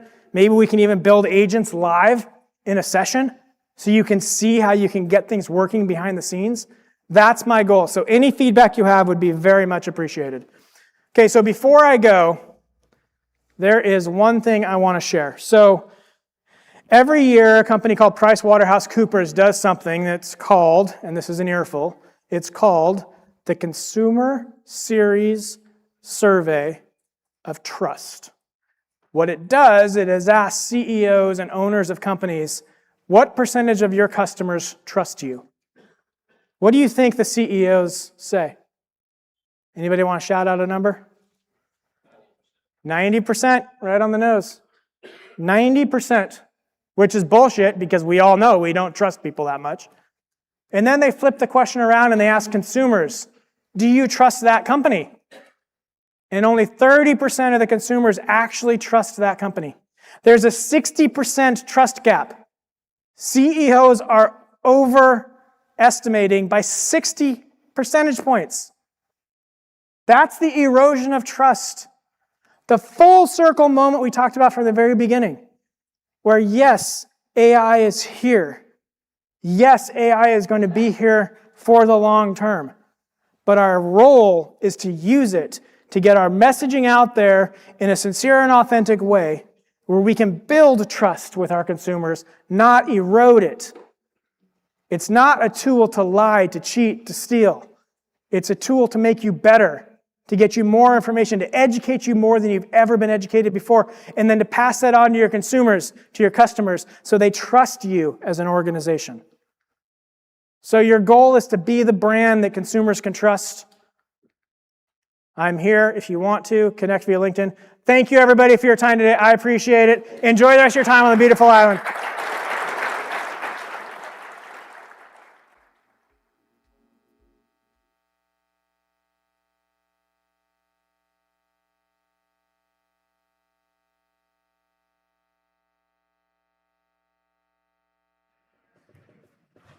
Yes.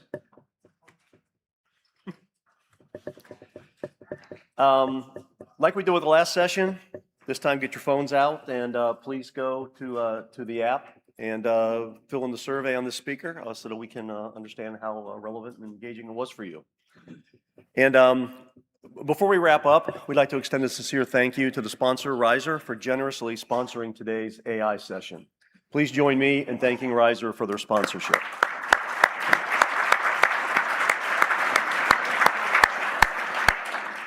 And I see on the teleprompter I jumped the gun and told you to get your phones out too early.